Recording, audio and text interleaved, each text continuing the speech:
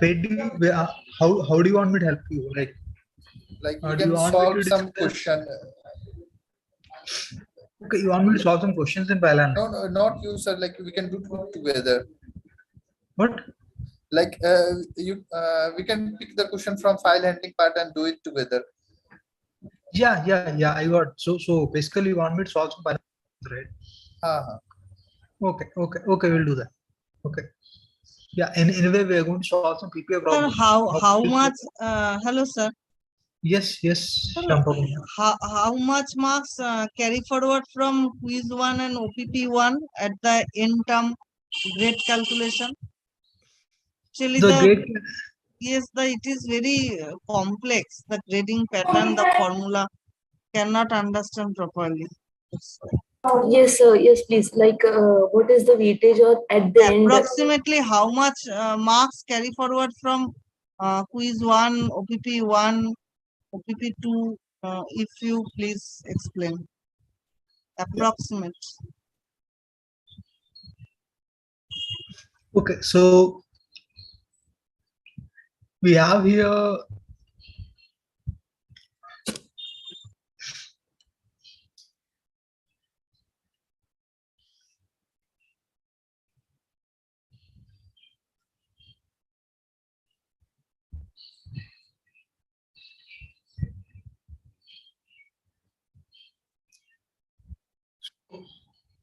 okay, let me share my screen and then I'll explain.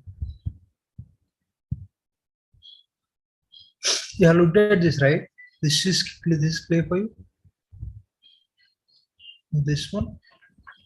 Yes, we have this sheet, sir, but we can't understand. We was facing problem to understand this complex formula.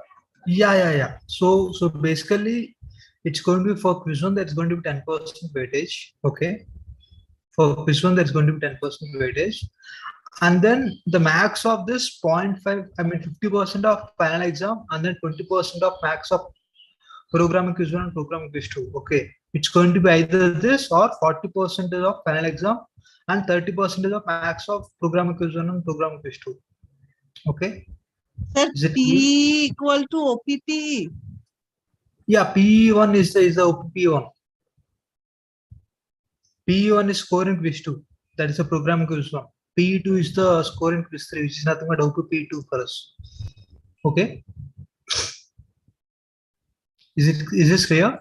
Yes, sir. In the next line, it is itself explaining the whole, I guess. Yeah.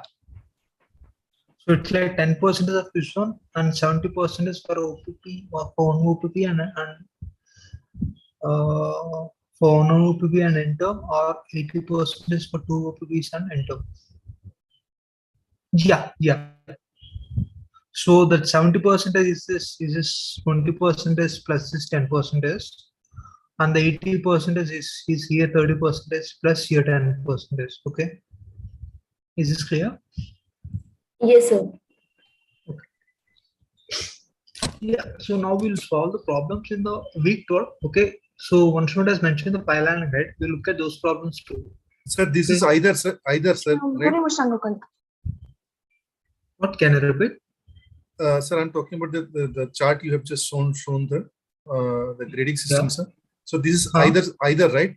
50%. Yeah. Either 50 of final exam and 20% of the maximum of program quiz and program quiz 2, or this one. Okay, it's a maximum of these two. Okay. Okay, sir. This is fixed. Okay. Only this one varies. Okay. Okay, sir.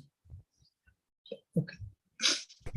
So before we start this programming assignment, I want to ask you some doubts from graded 11, assignment 11. And there's one syntax line. Is this week 12 PPA? Yeah, correct. Yeah, it's week 12 PPA. So one student is asking about what? Grade assignment syntax? 11. In week 11? Yeah. There is one question where I am not able to understand this question number 8. Question number 8.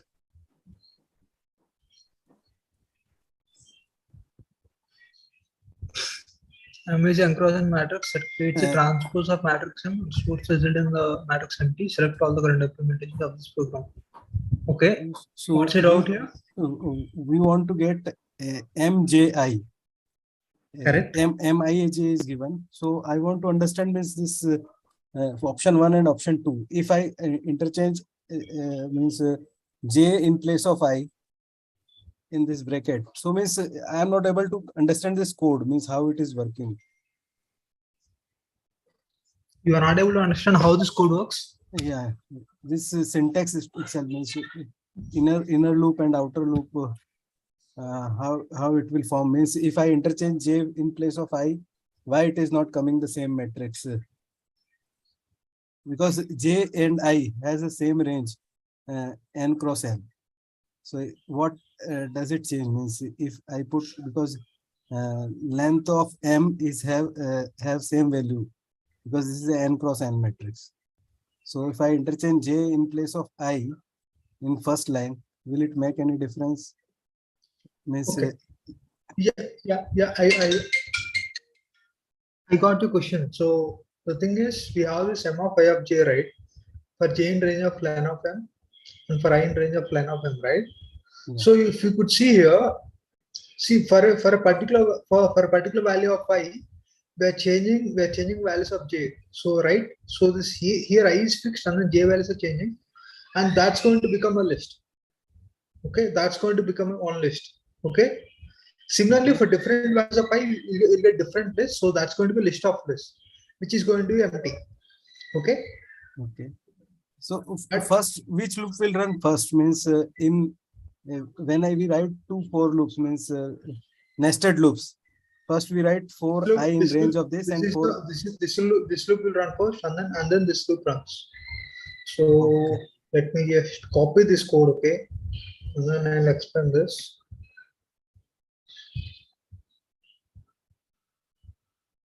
If you watched the previous week, I mean the previous session, right?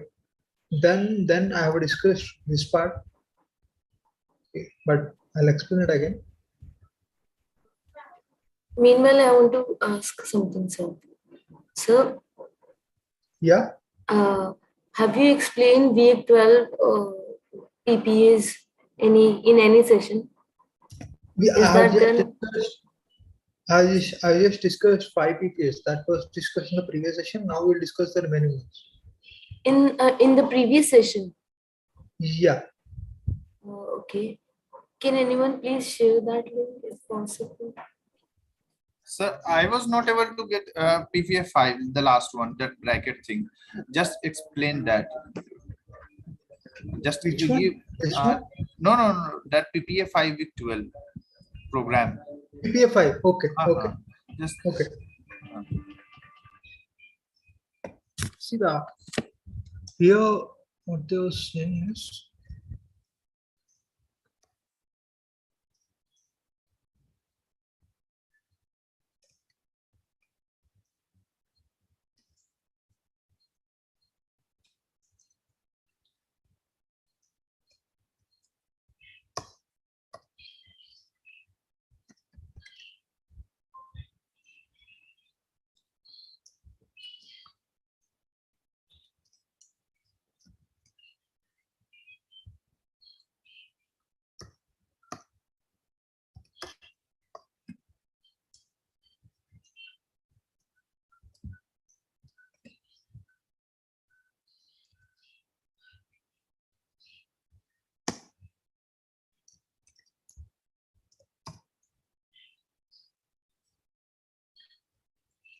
we're just creating some dummy matrix.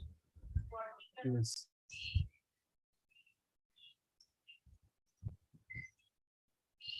Okay, so this is, so here what happens is, this line number 2 is exactly similar to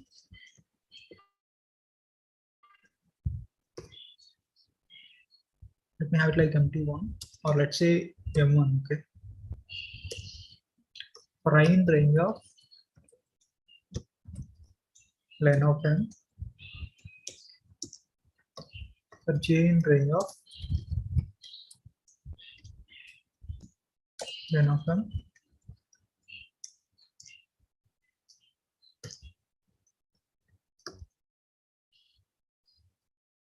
We'll append an empty list there. Okay.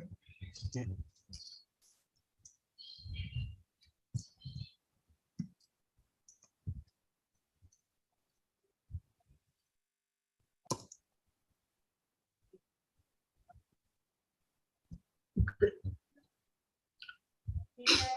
This is exactly similar to this one.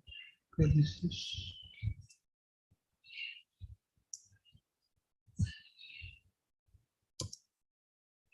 Okay, for different value of I, what we are doing, we are just appending m of I of j for j in range of len of m.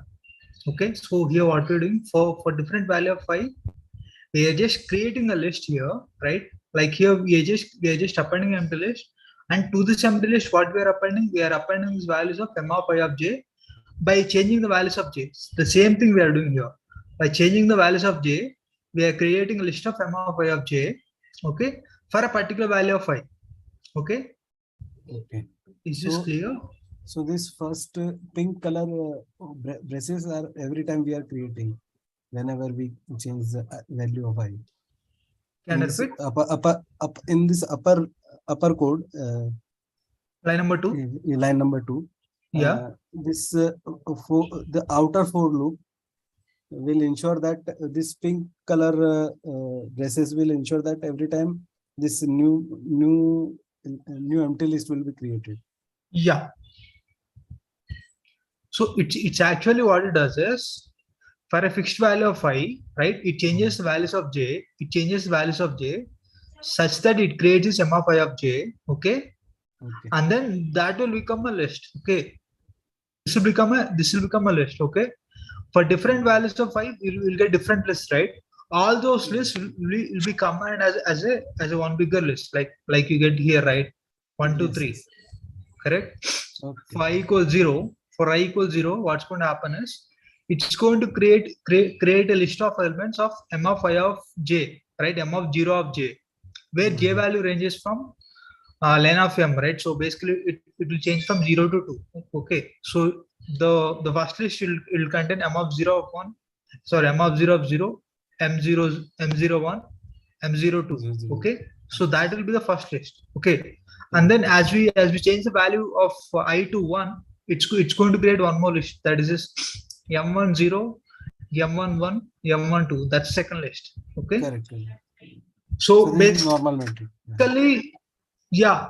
Here we are not exactly doing the transpose. If it has been something like mji, okay, then here we'll be doing transpose. Correct. Okay. Understood.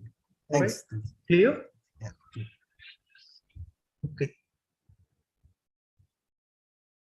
Now we'll come to Wigwall. So the that PPF, j comma I think that was the transpose, right? oh, can you repeat? That j comma I was the transpose. Yeah. If we do this ji, then it's transpose. Correct.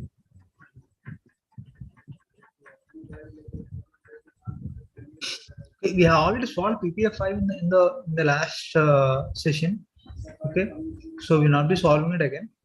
If you have any doubt in that, you can just watch can you explain logic, sir? Only logic. Logic. Only logic. Okay. So here, what's going to happen?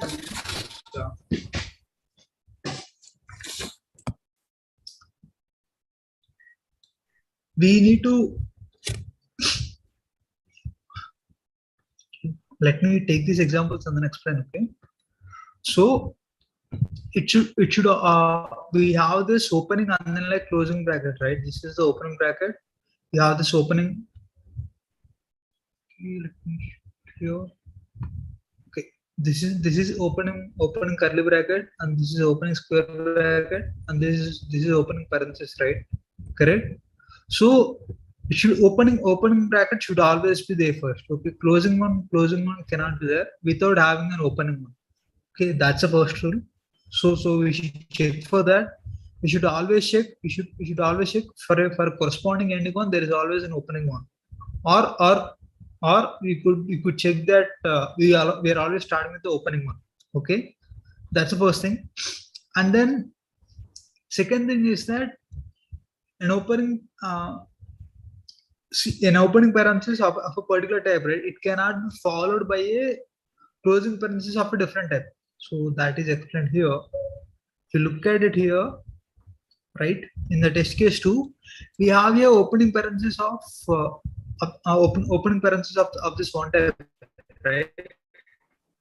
That was closed by a square bracket one. Okay, that was closed by a square bracket one. That should not be happening. Okay. Got it, sir. And then the third important thing is, whatever latest one you have opened, that should be the one you should be closing. So here we have opened this this parenthesis bracket, right? Only that should be one we should be closing. Okay. Here they are closed with the square bracket. That's why it's not a balanced one. Okay. But in the first test case, right, we have opened it with this, the parenthesis one, and then the square bracket, and then the curly bracket. Okay, so this latest one, which is the curly bracket, that was closed by the curly bracket again. Okay, now this 2 is done.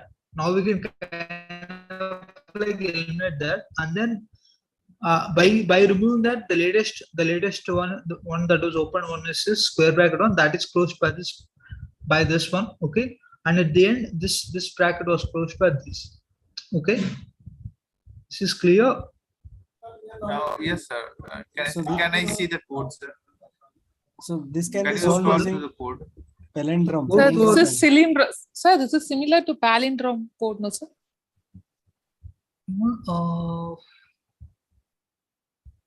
It's Can we use that? Yeah, you could use that.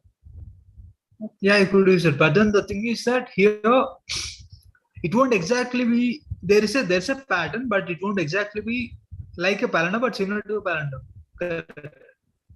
Yeah, from that logic we can solve this. From that logic we can use. Okay. Hello, sir. Yeah. Hello, sir. Actually, it will not be like a palindrome one, because let's say you have here, right, the balanced one, it could be something like this also. Okay, it could be something like this. Okay, but this will not come under as a palindrome, right? So maybe palindrome is not a correct one. Sir, how can you set the pattern open and close? Because if there is a first third bracket, then second bracket, then first bracket, then it will be a balance. Can you repeat? How can we set the? No. There is a pattern set in open and close string. My question is that if I first set third bracket, then second bracket, then first bracket, and in close same as first bracket, then second bracket, then third bracket, then what? Oh, what is this first bracket, second bracket one? Like, can you give me an example? Like you are saying, okay, this is the first bracket, second bracket open, third bracket open. After No, that, I want to change. If I change the pattern, like third bracket, second bracket, first bracket, it may happen in the string. Third bracket, second, first, yeah. After this. After that again, first bracket, third bracket, second bracket. Yeah. Then that is correct, right? Then that is balanced, right? That's why. But in question it is not given, so. What? In the question, it was not given. Of opening parentheses of a given equal to number of closing parentheses of the same. An opening parenthesis cannot be immediately followed by closing parenthesis of different type. That was mentioned, right? Every opening parenthesis should be eventually closed by closing parenthesis of same type. Yeah, it was mentioned. Everything was mentioned.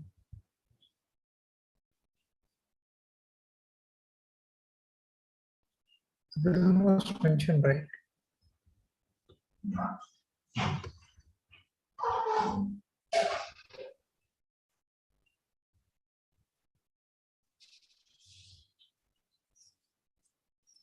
Something was mentioned.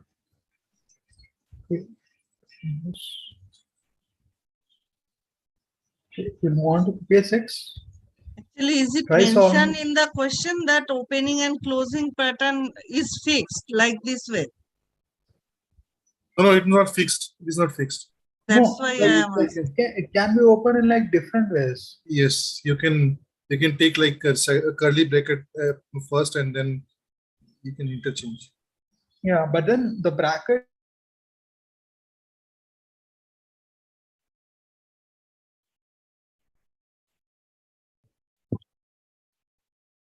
Oh, I think it is the opening position of all the brackets, not the sequence. Sequence is not important, I think. In the code, the opening position of all the brackets are collected and assigned. I think.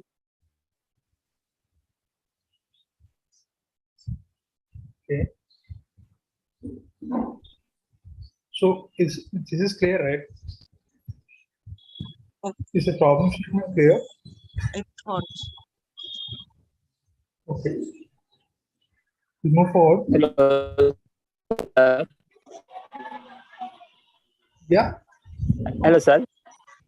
Yes. Yes. Could you see my code PPA1? I done PPA1? similar way. What have you done? PPA1 or PPA5? PPA1. I got PPA1. Okay. I'll yes, look one into mistake. that. I'll look into that. But first let us solve the PPA6 and then we'll look into it. Okay. Okay. So try solving this problem. Okay, accept a string of lowercase characters from the user and encrypt it using the following image. So basically, A should be replaced by Z and Z should be replaced by A. Similarly, in this pattern, the letter should be replaced. Each letter in a string that appears in upper half should be replaced with the corresponding lower half, and vice versa. Okay. So basically, should just be printing this encrypted word outside. Okay, whatever string you accept now, based on that, it should be printing the encrypted stuff. Okay. Okay. Now, one student was saying that he has a doubt, right? Yeah. You can. Yes, sir. You can share his screen.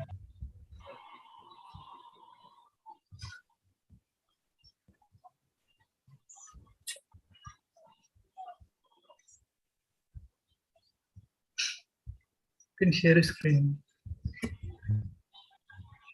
Could you see, sir? Hello, sir. No, I'm not able to see his screen.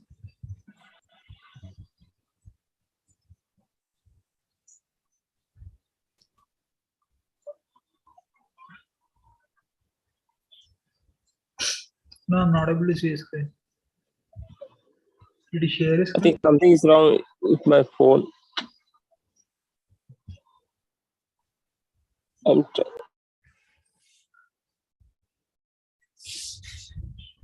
The others start solving PPA6. Okay.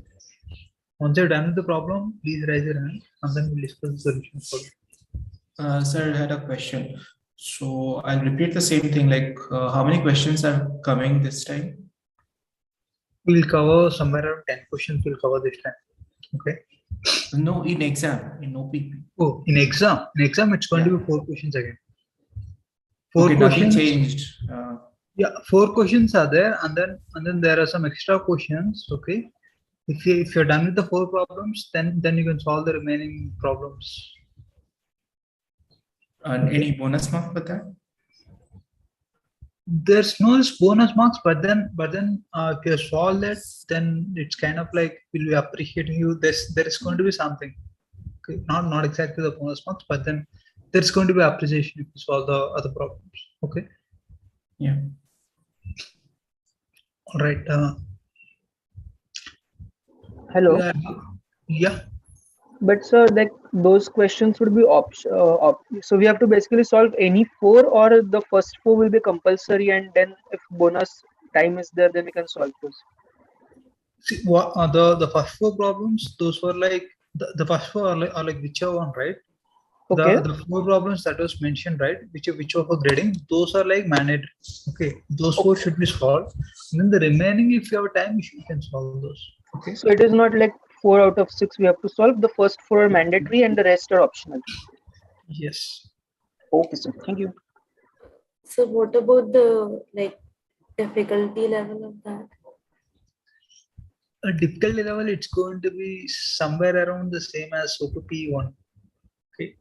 Okay. So one more thing I would ask, what if I the above 4 are not done and the below 6 are done?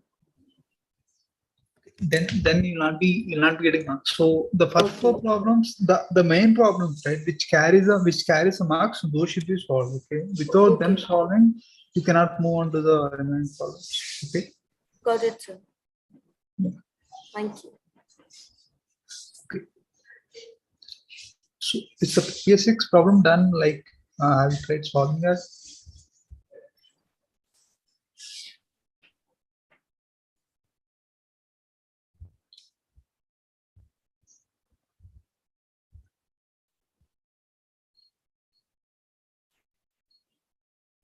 Because I try solving this problem soon. Okay, we have like many problems. We have like 20 problems to solve. Okay, we'll try to solve most of this today. Okay. Sir, is there any more session? Is there any more session? Yeah, we'll have one more session. Either tomorrow or on Saturday we'll have one more session. Okay. Okay, sir. So, but let's try to solve the Victor problems. Okay, so that we can have like one general session. Okay, if we try to solve the entire Victor problems today, right? So then we can have one general session where we can look at your difficult topics like file handling, or let's say object-oriented programming, right? All those stuff we could look at it. Okay. Sir, especially recursion, I'm finding that very tough. Okay. Recursion, you might not get like too many questions from recursion. Okay. So if you're not able to follow recursion, it's okay. Do not spend too much time on it. Okay. So will there be any mock questions like last time? Yeah. Arun was released actually. Okay, they are not released. Okay, they are there. We'll be releasing them soon. Okay. Okay, sir. Okay. Surely they are. Okay. Ideally, it should have been released by now. Okay. Yeah, we'll make it released. Sir, actually, today was OPP. I mean, 2 mock was there, sir, right? So I tried to log in, sir, but my link was not working at that moment of time. Okay, so I'm not the right person to answer for that. So that is the operational question one. So actually, you should be mailing to the operational team. The meeting link was not working, is it? The meeting link. Meeting link. Okay. That is just for system compatibility test, right? Is that the system compatibility? There was a dummy mock also. So there were 7 questions. I wanted to ask one thing. So I found that one question had MCQ type of option. So is it like some pattern has changed this time? No, the OPB2, it's going to be a programming questions only. It's not going to be MCQ type. Okay. It is programming questions. Yeah, I just saw that one question probably from MLP. There was one MCQ. That could be for MLP, but okay. If you're done with the PPA6 problem, please raise your hand.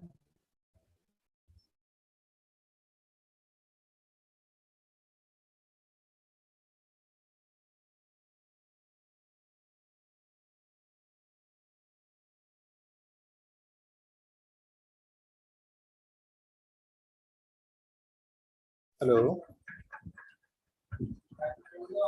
Hello. Yes. Yes.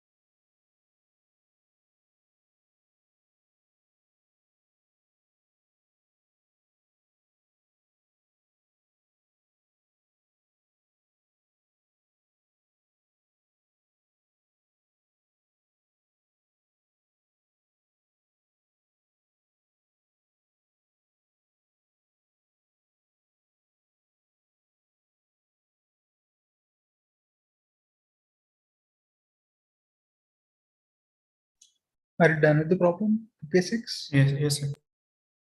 Okay. So shall we discuss solution? It's kind of simple actually. Look at it, right? If anyone of you want to share a solution, please let me know. Okay, or else I just do.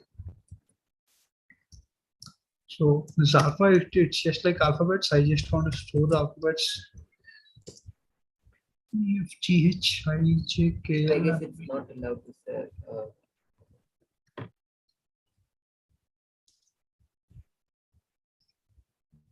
I hope I did not miss anything.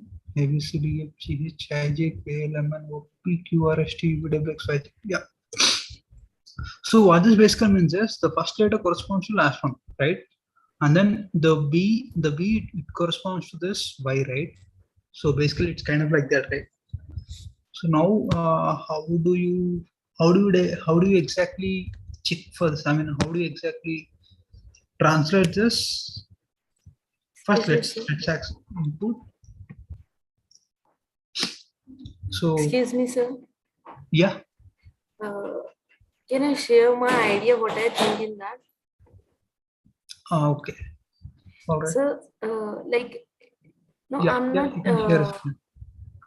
presenting my screen. Like, I'm not able to code that, but what I'm getting from this question, that's what I'm saying. I think this is like in the alpha string, what it is doing, just half the string and checking the last, first to the last, first first character and the first element and the last element of this string, comparing that and converting that into. Is that it is doing? Yeah. So basically based on the index, right? So we should be encrypting it. So based on the index of that particular character, we should be encrypting. So for character in yes, right? So what are the two ways that it could be? That is either the index could be in the first half, that is from 0 to 12, right? Total we have 26 English alphabets. So the first 13, it's like 0 to 12, and then or it could be in the next half, right? That is from 13 to 26. 25, right? Okay, 25. Yeah, I mean, like since we have the zero indexing, yeah, this has 25. Okay. So first what we do is we just check the index of it. Okay. So how to get the index? Index, let it be I equals to alpha dot index of this character, right? Correct. So yes, if it has been 0 to 12, what do? We add 13 to it, correct? Do we add 13 to it? No. We add we do it from, like, let's say if it is from 0, right? If it is 0, then it should be -1. If it is 1, then it should be -2. Correct? Yes, sir. So it's kind of like we add 1 to it. Okay, we add 1 to it and then like do the negative of it. Correct? Am I right? Sir, will you please repeat? What did you say? So let's say our letter is A, okay? I mean, our character is A. Then the index of the A what it will be? It will be 0, right? 0. 0, right? So, and what is the index of Z? -1. Or yeah, -1. 20. Right? So what do we want to do? We want to add 1 to whatever index we have, and then we want to make it as a negative. Okay. For example, if you take B, the index for B, it will be equals to 1, and the corresponding encrypted letter, it should be equals to Y, right? And the index for Y is -2. Okay. And similarly, let's say you have Z. Okay. You have Z. What is the index of Z? 25. Yes. Right. If you call for this, if you call alpha dot index of Z, it will give you 25. Okay. And what is the index of A? That is 0, right? Yes, sir.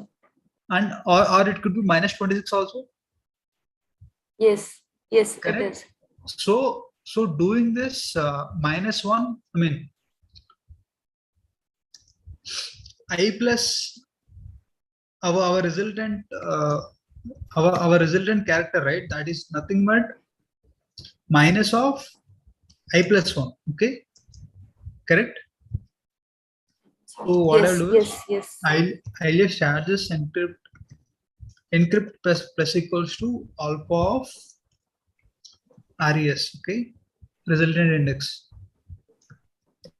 All right, this is clear. Yes, sir. Sir, if suppose indexing could have been from 1, then we could have just used negative, right? Can you repeat? Suppose if indexing could have started from 1, then we could have just started. You could have just used negative sign. I'm just telling, like if indexing could have been from 1, then we could have just used minus I. Then it could have yeah. If the indexing has been from 1, then we could have just used I. Okay. Sir, can you explain line 8? Line number 8. This. Yeah. See, we got the index of the character, right, in alpha. Okay. What we want is we want the index of the encrypted character. That is, for example, let's say we have A, right? The corresponding encrypted character is Z. Okay. Suppose what's the index of A? Index of A is 0, right? And the index of Z is -1. Okay. Similarly, if you take, let's say C, okay, C, the index of C is 2, and then the corresponding encrypted character is X. Okay. And then the index of X is minus 3. Okay. So the way you do it is you do I plus 1 and then you do the minus of. Okay. Okay, let's run this.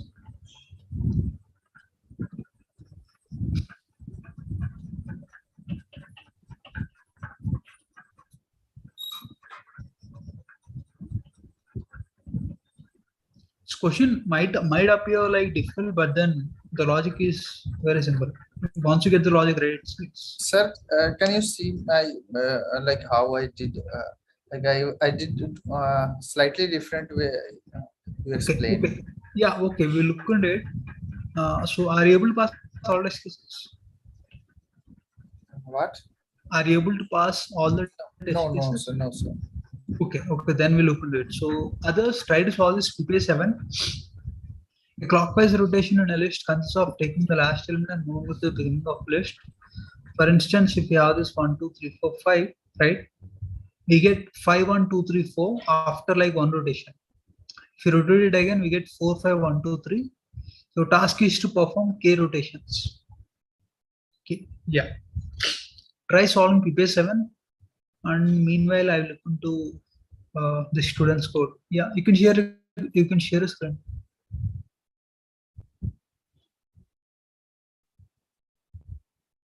Yes, sir. Can you see my screen? Yeah, I can see your screen. Sir. So I tried to do that question in this way. Okay, you done it this way. Okay. Like it's not the good way, sir. I think that's so. But that's okay. That's okay. S equals to list of input. Okay, you got the list of input. Okay. For I in range of n of s. Okay. If s of I in L1, who would append L2 of I? Yes. The problem which you're doing is that S of I in L1, right? You would append L2 of I. You're doing, right? Yes. Suppose I is 1, then I will append L2 of 1. That I is the index for S, right? I is the index for S. What you should be getting is you should be getting the index in L1, and then the corresponding index in L2 you should be appending. Okay. It's not so the I. You mean that it should be L1? No, that is okay. That is okay. For I in range of yes, that is okay. If S of I in L1, what you should be doing is you should be getting the index of S of I in L1. Yeah, it is taking an index, not that value. Yeah, you should be getting at which place this S of I is present in L1. Suppose let's say your word is apple, okay? Apple, okay? What is the second letter? P, right? P, right? yes. What is that P? P is nothing but S of 1, okay? Okay. S of 1 is in L2, correct? S of 1 is in L2. Yes. Right? So it will go to line number 10. And what you're doing is you're doing O dot append L1 of 1. Okay. So basically you're appending I should do S dot index. Not S dot, L1 dot index of S of I. L1 dot index of S of I. This thing, it's not Li, it's L1. And we find the index out of lists the same way as strings. Can you repeat? We find the index of a particular element in a list the same way as we find for a character in a string. Yeah, correct. So yes, like, it's not index. I think there is some other method for it. Try running this. It's like try running this. I think it should throw an error. Yeah, invalid syntax. L2 dot index. And can go to the. There are double square bracket. Should I write another for loop for that, sir? What? Another for loop for that to search S in L1. Sir, I have done through this logic only. L1 dot index of S of I, that is okay. So there are one extra square bracket. No. Where? L1. Where this? In line number 9. In line number 9. That is okay. No. We need to print string, not list. No, but it is throwing a syntax error, right? We do not know why that is. L1. The problem is with line number 11. L1 off, yes. Right? Yes. There are double square bracket. Yeah. There it should be the normal bracket. No, yeah. one square bracket. One square bracket needed. Now it's okay. Now can you test on it? Actually, you won't be printing it properly because you're printing it as a list. But other than that, it's okay. Okay. So the characters you're printing it correctly. You could see you're printing ZKKOB. Okay. Yes, we can make this like in this way. Yeah. You can convert that to string and then like, and then you could print it. Okay. Okay. Hello, sir. Okay, thank you. Yeah, you can stop sharing now. Stop sharing. I had shared one code in the chat box. When I run it, it is given 9. I don't know why. Prime scalar. What's that? What it has given to you? One code is given in the chat box. In the chat box. One, right? The PPA yes, one, right? I done it. Yes, I done your method, but extra I given one square not power bracket. When I given I did forget that. Could you run it? Yeah. I'll run your code.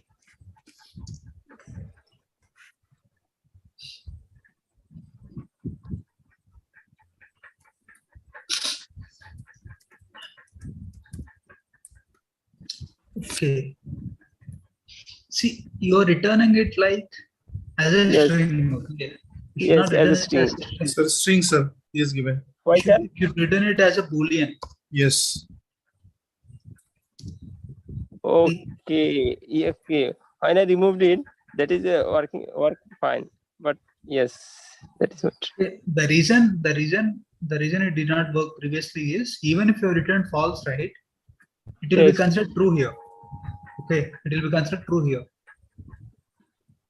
Clear? Why, sir? Unless it is an empty string, any other string it will be considered as true. If you're doing a boolean for it. Okay. Okay. Here you're sending false string, right? Okay. Yes. That false string, it's not empty. If it has been like this, then it's okay. All right. Okay. Got it. This is your only doubt, right? Yes, sir. Return or false without. Does that mean it takes the value 0 or 1? Does it read it as a true or false, 0 and 1, not as string? Can you repeat? I'm asking if we type statement as return true or return false, does the system understands it as 0 or 1? I mean, the situation is true or false, not reading it as a string. Like if we write anything in the quotes, it is treated as a string. Correct. Yeah. Not read. No, if you return that true or false as a string, right, then it won't be considered as true or false. It will be considered as some string only. Some string, yeah, that is what my point is. So if I yeah. want it to read it as a 0 or 1 or true or false, I have to give it without the quotes. Yes. Okay, got it. Thank you. So try solving this P7. After this, we have to P8. Same balance problem. For this, we are not going to solve PP9.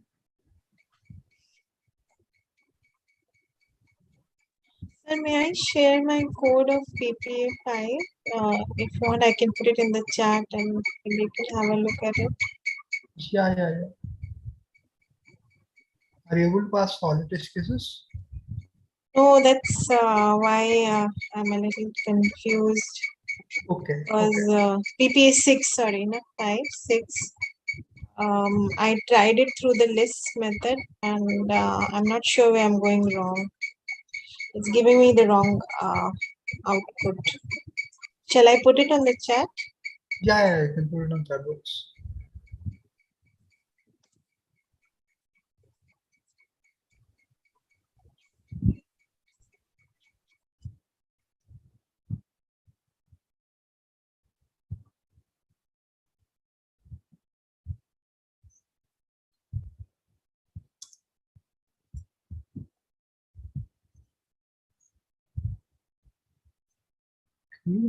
Have to do the same thing. Convert it to list. You reversed it. Yeah, so that it became Z. I could have typed the reverse way. I typed the whole alphabet and then broke it into two. Okay. I could have typed it reverse. It would have been better.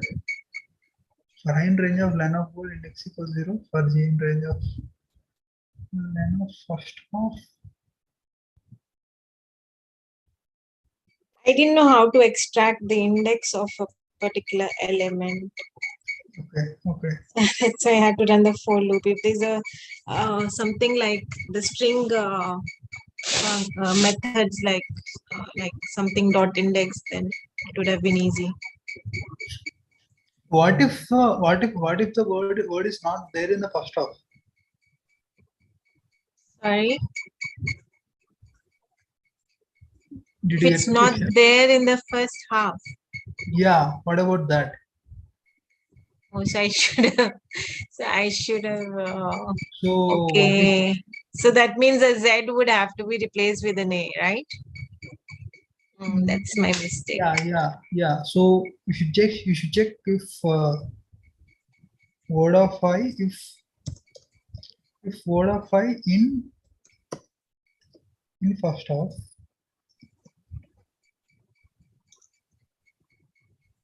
Then you do all this. Otherwise, it will be the reverse. Yeah, you do the same exact thing, but in a different way. Okay. Second half. I think I was looking at uh, the sort of the diagram or the image that is given too seriously. I only took the first half and the second half. I didn't realize it could be somewhere in the second half also. Yeah, yeah. But now it's clear, right? Yeah, hopefully it should pass the test.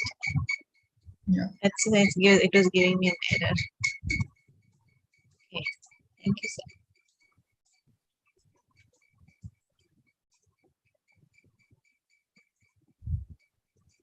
Yeah, Yeah. now it's passing my test cases. Okay, thank you, sir. Yeah. Okay, now we'll move on to PP7. PP7, have you completed it? Yes. Actually, if you look at it until the PPA5, PPA6, right? You don't need any other concepts other than until week 5, right? You just need for loops concepts, lists, and then that's it, right? Functions, basic functions. Other than that, you don't need too many other concepts. Okay.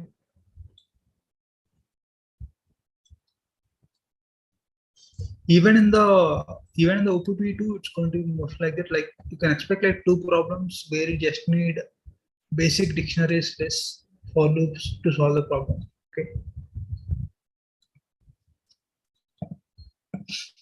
All right. So let's look at this clockwise rotation.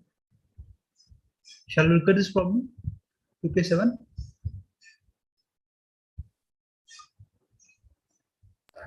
Can you wait for some more time, sir? Okay. Some more, sir. Yeah. Okay.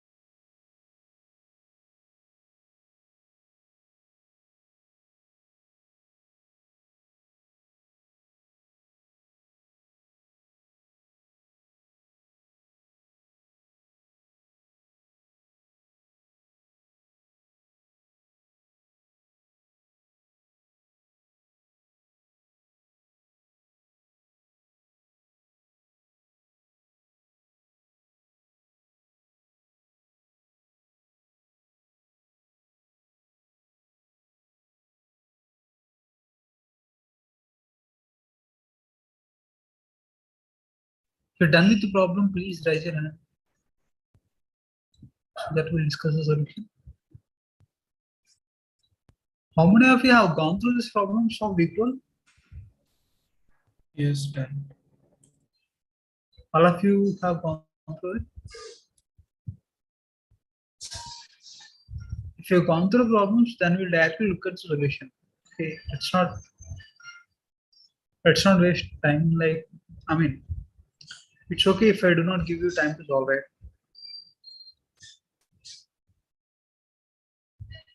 Shall we do that? Shall we just look at the problem statement and then like look at the solution directly, or do you want time to solve and then like look at solution? Sir, maybe the problem is solved by recursion. What? That means number of time we should call the same function. This one. Is there any case of function, a recursive function? To solve this? To solve this particular problem you're saying? Yes, yes. Yeah, I think we can solve it. We can solve it using a recursion. It's like, but then when we mean like recursion, right? All we're trying to do is like we get solved using recursion, but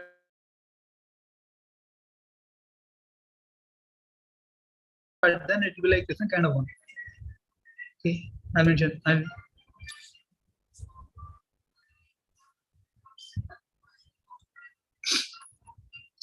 So it's like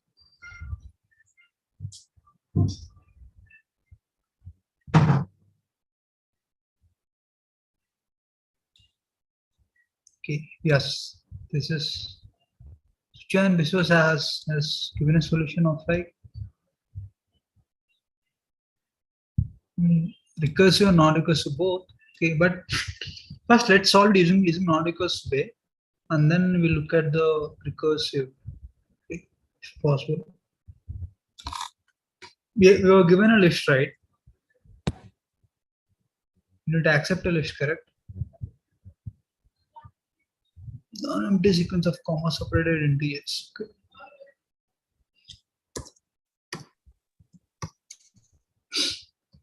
I guess I can use this list comprehension.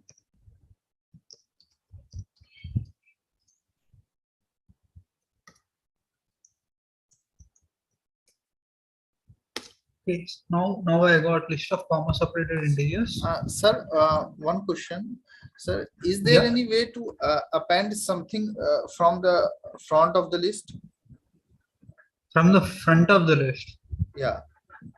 Like the only way you could do it is something like L equals to element which you're going to append plus L. This is the only way you could do it. Okay. Or you could insert at a particular index, right? You could do like L dot insert of 0 something. Okay. So now we need to take this K, right? The number of rotations which we need to do, correct? And one other important thing which you need to look at is, let's say if length of L is 5, okay? Length of L is 5, okay? And then they're asking you to rotate K for K. If K is, let's say 10, okay? That is, you need to do 10 rotations. But if you look at it after 10 rotations, L will be again the same, right? Yes, sir. Correct? It will take 2 rounds. Correct. So basically what you should be doing is, you should be checking for K remainder with respect to L, correct? I mean with respect to the length of L. Okay. Suppose if K is 7, so basically you need not do 7 rotations, you can just do 2 rotations. It will be similar to that only. Yes, correct? sir. Got it. So you need to find the remainder, K remainder with respect to L, okay, and then you could do the rotations for that, okay? So rotations equals to K remainder with respect to len of L. All right. I cannot understand the logic. Can you please explain once again the length of line number 3 and line number 4? Yeah. So let's say we have 1, 2, 3, 4, 5, right? After one rotation, what it will be? It will be 5, 4, Sorry, 3. one. No, sir, it will not like that. It will be one Okay, rotation okay, after okay. it will be 1, 2, 3. Yeah, 5, 1, 2, 3, 4. Yeah. And then after second rotation, it will be 4, 5. 4, 5, 1, 2, 3. 3. Yeah. And then after third rotation, it's going to be 3, 4, 5, 1, 2. So 3, 4, 5, 1, 2. Yeah. Yeah. After fourth rotation, it's going to be 2, 3, 4, 5, 5, 1. okay. After fifth rotation, 1, 2. Again, it is repeating, sir. 1, 2, 3, yeah, 4. Yeah, yeah. right. Yes, sir. So basically, this one is the first rotation.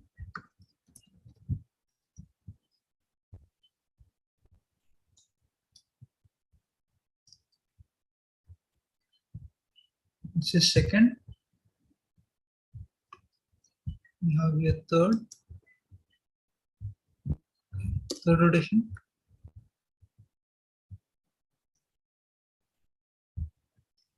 Fourth and then fifth, right?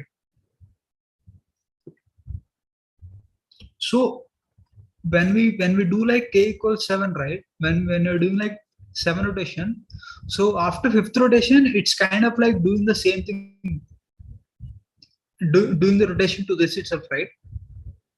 After fifth rotation, sixth rotation will be this. Yes, sir. This will be sixth rotation, and this will be seventh rotation. So that's why what I'm saying is, I can just do k remainder with respect to len of L. Okay. So 7 remainder with respect to 5, that's going to be 2, right? So I can just do 2 rotations itself, correct? Instead of doing 7 rotations, Yes, I can just do 2 rotations and then get my result, correct? Yeah. So let's say I need to do now this many rotations, okay, 2 rotations, correct? So after 2 rotations, how my list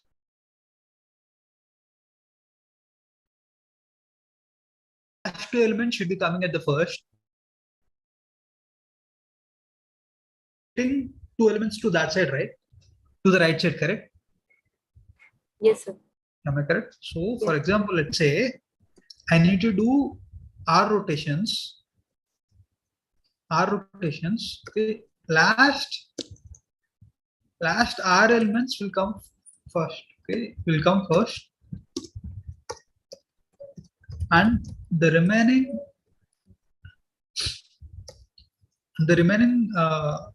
elements at first, right? At the beginning, it will shift. Yes, sir. It will shift like it will shift to right R times. Yes, sir. So R will be equal to, sir, 3, sir. What? In this particular case, it's when k equals 7, it is 2, right? All right. When k equals 7, the R is 2. Sir. Okay. So now, how do you do that? How do you do that part? Like the rotations. For now, let me create a new list. Let this be like new list, or let's say rotated list equals to the empty one, and then I need to get the last k elements, right? Correct. So I in range of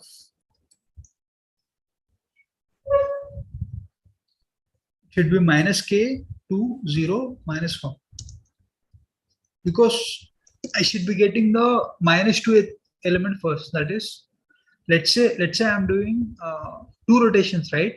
So 4 will come first. So what is 4? 4 is nothing but -2 element, right? Yes, sir. And then there is nothing but -1, right? So basically, I should be coming from minus k plus 1, minus k plus 2, and so on, -1. Okay, correct? Yeah. So what I need to do, I just need to do L dot append of L of I. Okay. No, it's not L, it's updated L. Okay. So I got the last R elements. Okay. How do I get the remaining elements?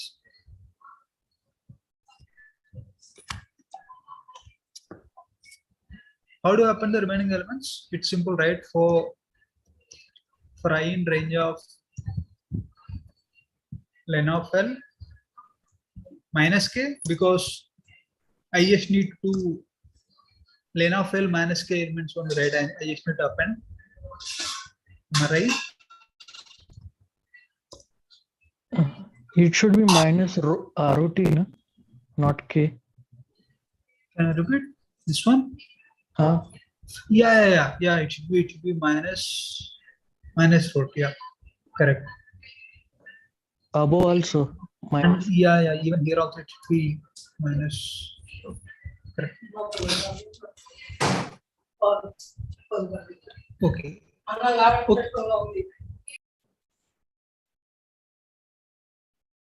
Okay. So okay. Now is this clear? Yeah. Let's run this.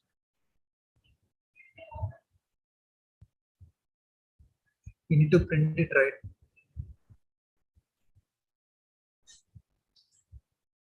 We did not print it.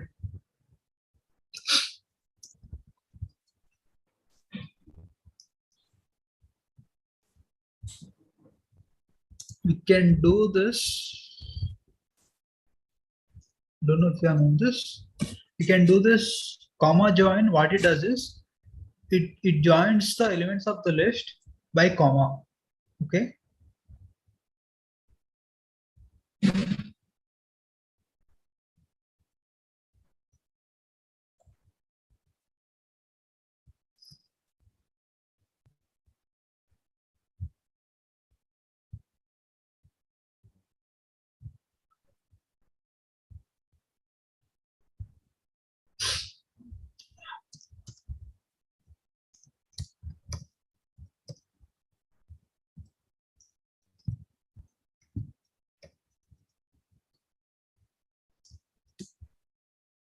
Okay, this part you need not worry. You can just print it like normally itself.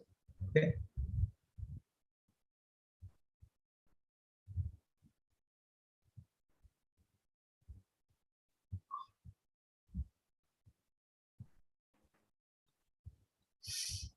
Okay.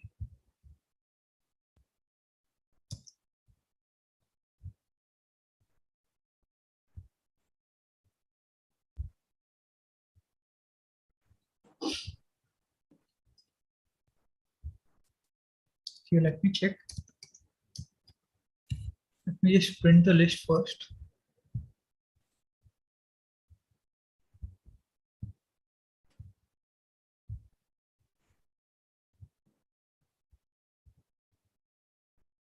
Only getting one, two.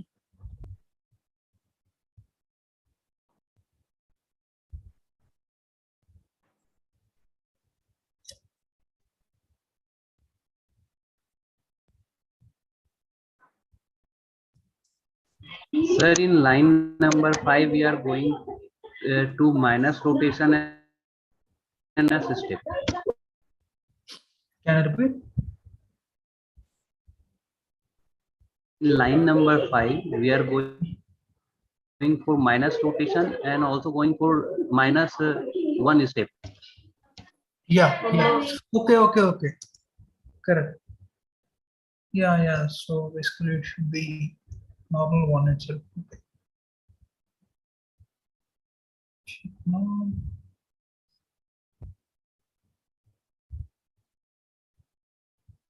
We got 3, 4, 5, 1, 2, 3, 4, 5, 6, 1, 2. Okay.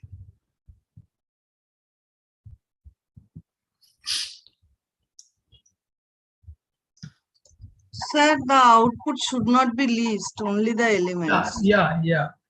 That I'm doing.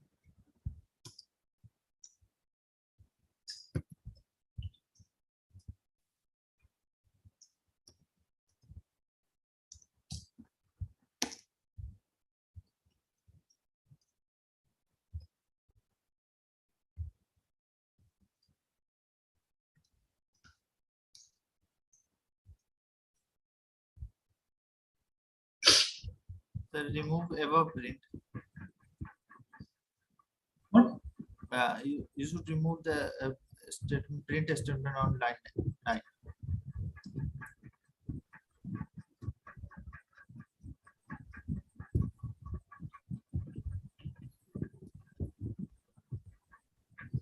Okay, yeah, it's working.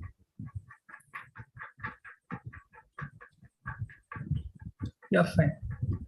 Okay. Is this clear? Like what we have done, is this clear? Sir, the last print statement. This one? Yes, sir, join. This, what it happens is, if the elements of the list are already strings, right? The elements of list are already strings, then you can join those elements by comma. Like you can join by whichever ones you want. Right now, if you do not mention anything, okay, it will just combine it directly without adding anything in between them. Okay, if you mention comma, then it will combine the elements of list by comma. Okay, if you mention space, it will just combine by space. Okay.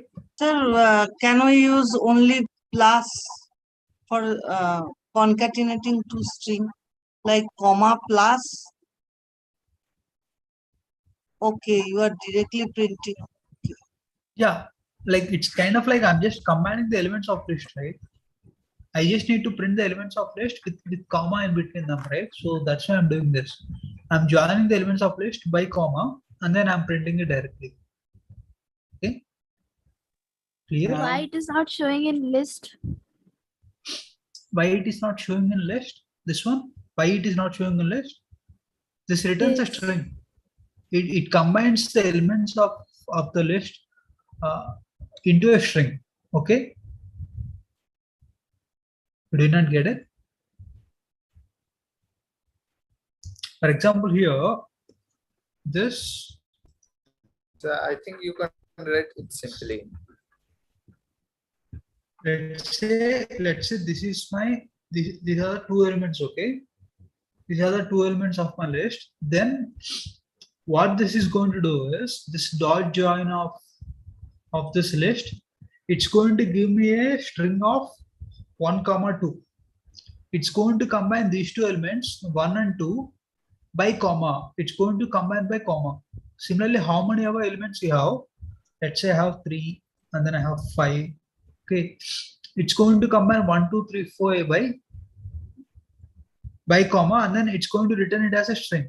Okay, that's why I'm just directly able to print this 3, 4, 5, 1, 2 directly using this single one dot join. Okay, is this clear?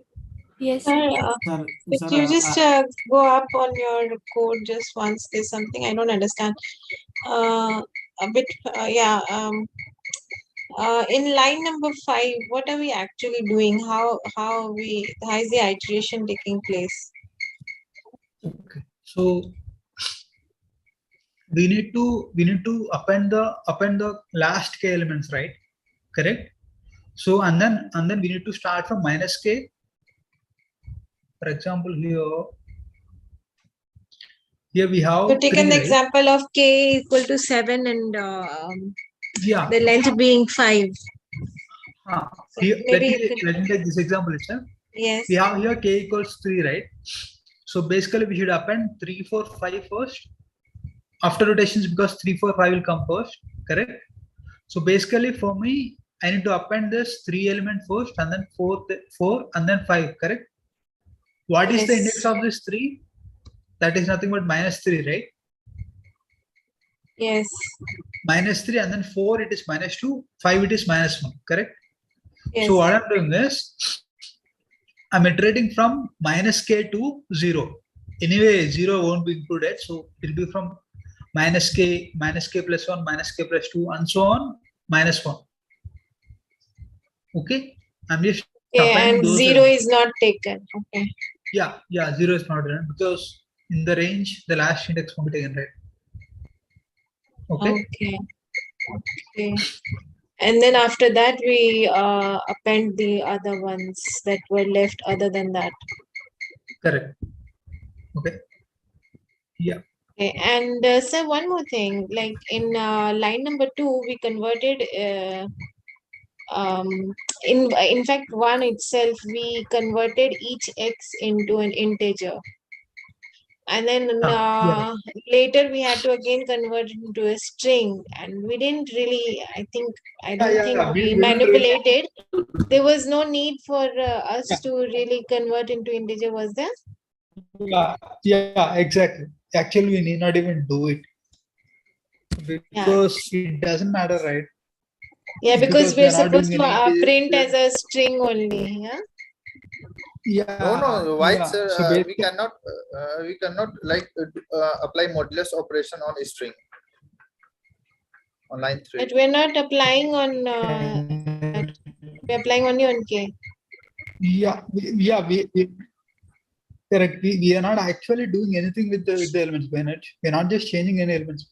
We're just changing the order of the elements. So it doesn't matter we are whether the elements are strings in or line of integers. 3. Hello. In line number 3. We are doing a modulus operation with K, right? Yeah. So if we don't convert it in integer, then how we can do that? No. She's not talking about line number 2. She's talking about line number 1, where we are converting each elements of a list into integer.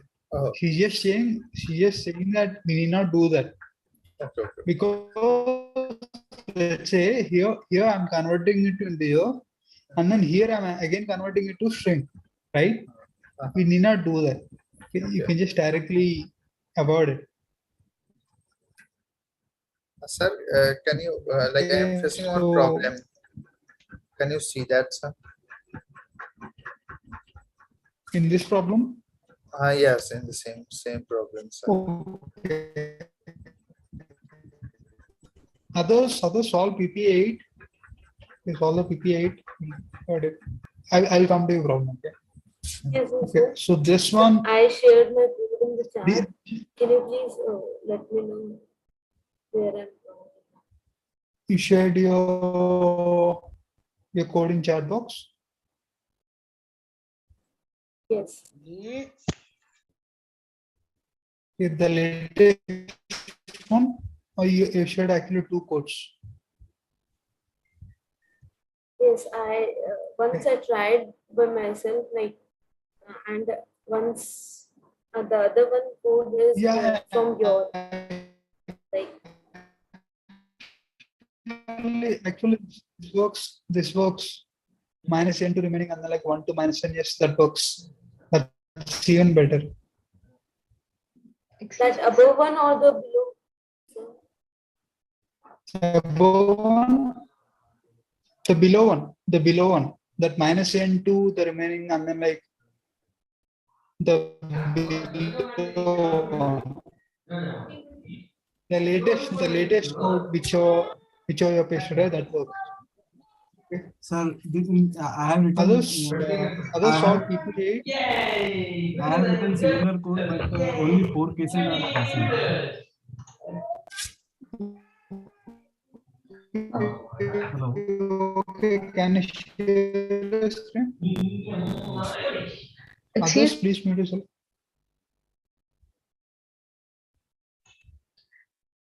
Excuse me, sir. Yeah. Sir, will this code work if the input list has only one element? I mean, because you've taken from negative ROT to 0. Not this code, sir, like the one that you wrote. It has only one element. Huh? Yeah, it works.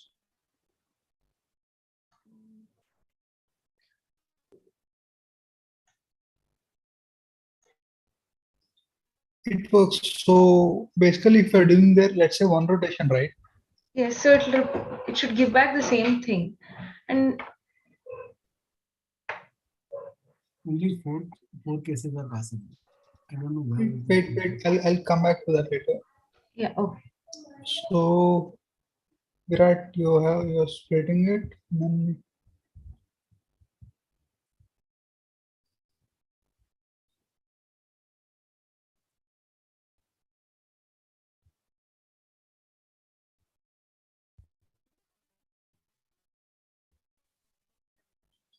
okay, your list is not working, is it? I mean, the code is not working for all.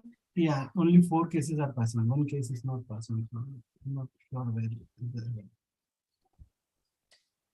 Hello. Sir, when n is equals to 0, the code will not work, sir. It will print wrong in output. when the capital N is 0.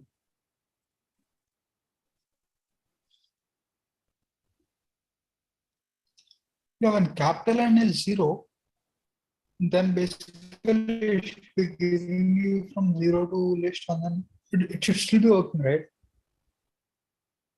Yeah, 0 to N will be. Capital N is 0, basically you are not doing any rotations, right? I think it still works. It should still work. Okay. Yes, Yeah, it doesn't work. Yeah, It actually gives you. Correct. So Virat, can you just check for that? If n equals 0 case, right? Can you just run that n equals 0? If n not equals 0, you run the line number 6. Okay. If n not equals 0, capital N not equals 0,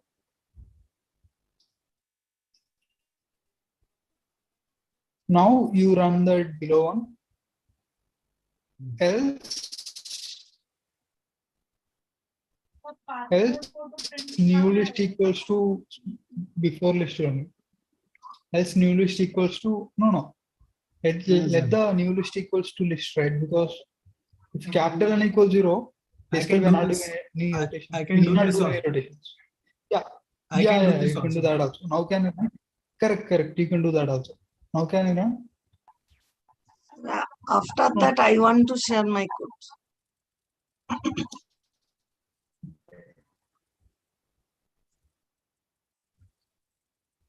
Yeah, it's working. Thanks. Yeah. Sir, I want to share my code. There is a problem. Okay, I can share it. So before that, Pratibha was saying that can you stop sharing? Yes, sir. I was saying. Sir, in your code, the code that you are showing us, sir. Sir, can I share my code?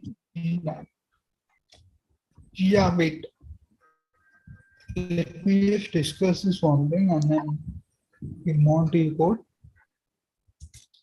So yeah, in this code, you're saying that for which case it will not work? Sir, I don't know, sir. I'm just guessing. What if there's only one element? If there is only one element, then minus. Then basically this k percentage len of L, right? Len of L is 1, right? Correct? Yeah, correct. If len of L is 1, and then if you have this k, let's say like you need to do some 5 rotations, right? Yes. 5 remainder with respect to 1, that's going to be 0, right? Okay.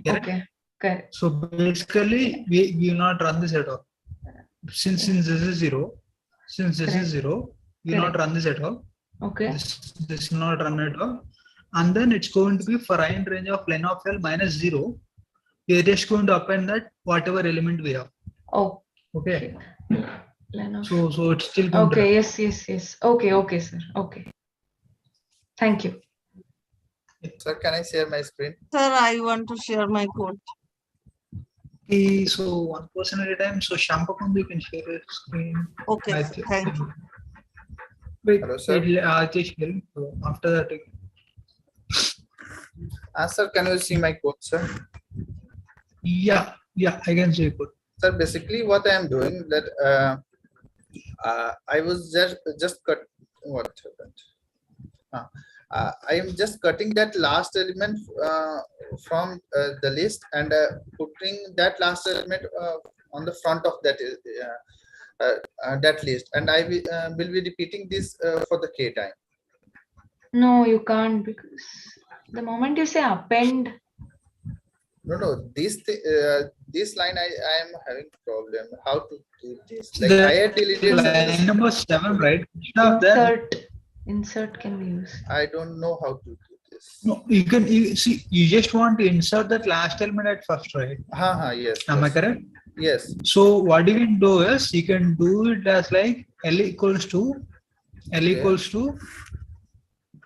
brackets, square brackets. Okay. Last. Last. Last. Last. Last. Yeah. Yes. Plus L. Plus L. Okay. No. Plus L comes outside the square brackets. Okay. Plus L comes on outside square brackets. Yeah. That's all you need to do.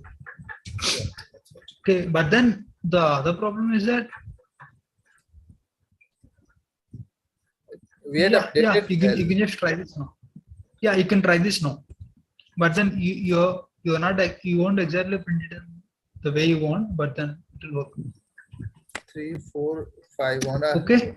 Yeah, that's good, sir. Sir, can I share? Yeah, you can stop sharing now. Yeah, Shyam, you can share. Others look at PP8. Then, sir.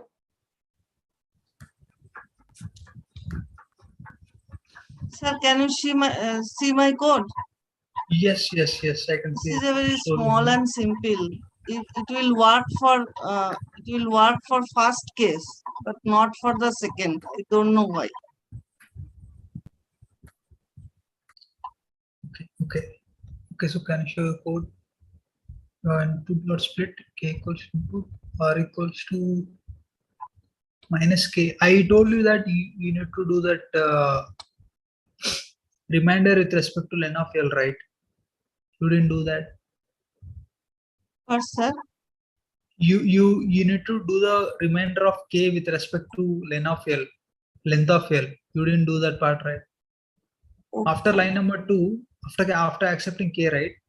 You do not check for the remainder with respect to length of L. Okay. K percentage length of L. That part you didn't do. Can you do that? K equals to k percentage length of L.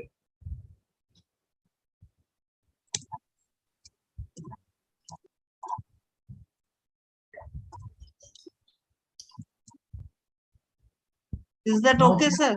Yeah.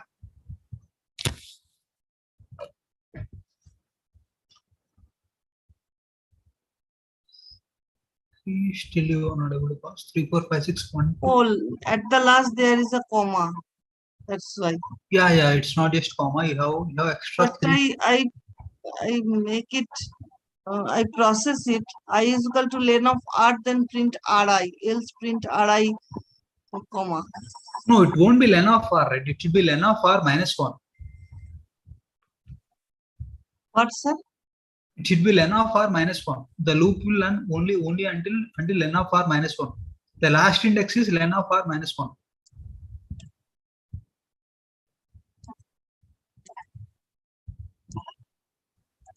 Can you run now?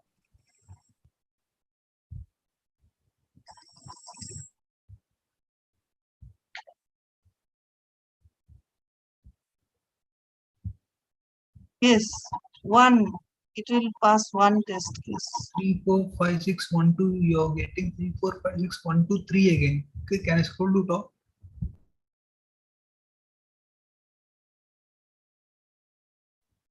Show me. Please show scroll to top. And then r equals to r plus k minus 1. Yes. Should be minus k, right? Why can't you just have there minus k? R equals to r plus L of minus k. Yeah, there minus k. Can you remove the minus 1? Yeah, that works, right?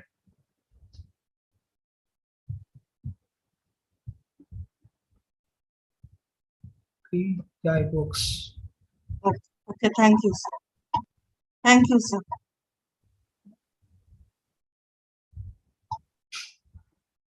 Okay, you can stop sharing now.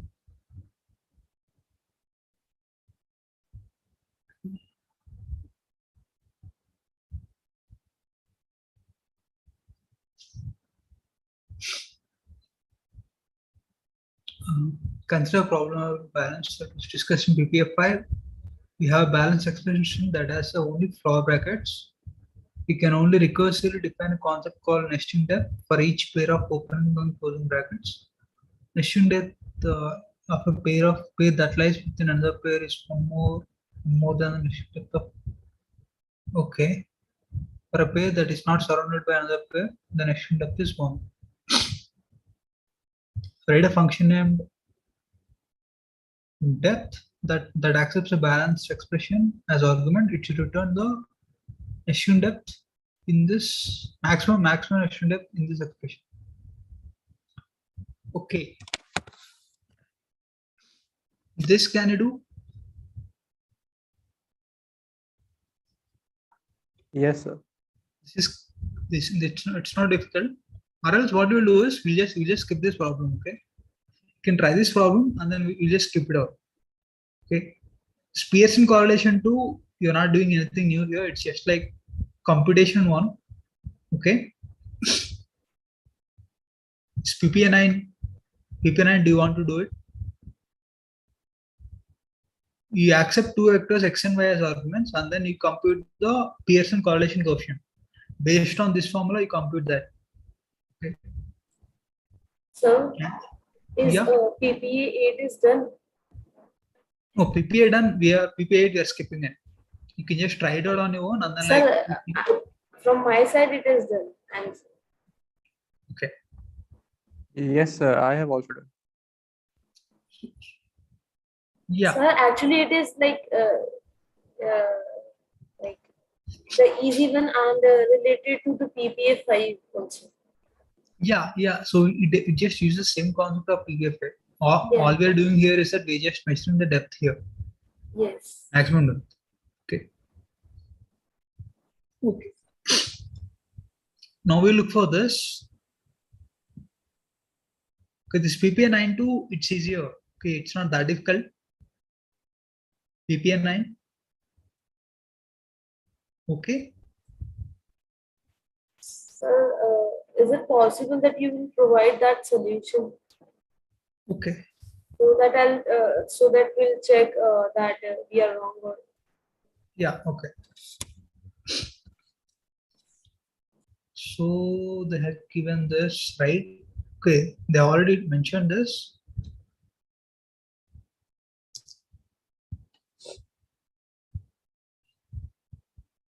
They are given you x, they are given you y, and then they are given you these functions f of p, which gives us p minus mean for p in p. Okay. What is the numerator here? Numerator is x minus x bar multiplied by y minus y bar, right? So first of all, let's get this. That is this xf I mentioned xf equals to f of x. Okay.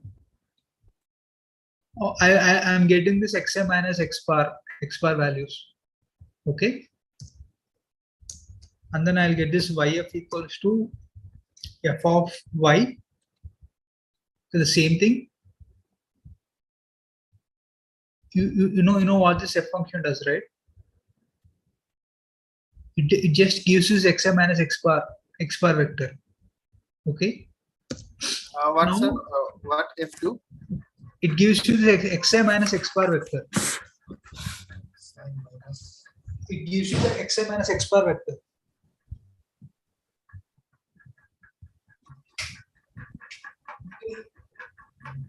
I didn't understand.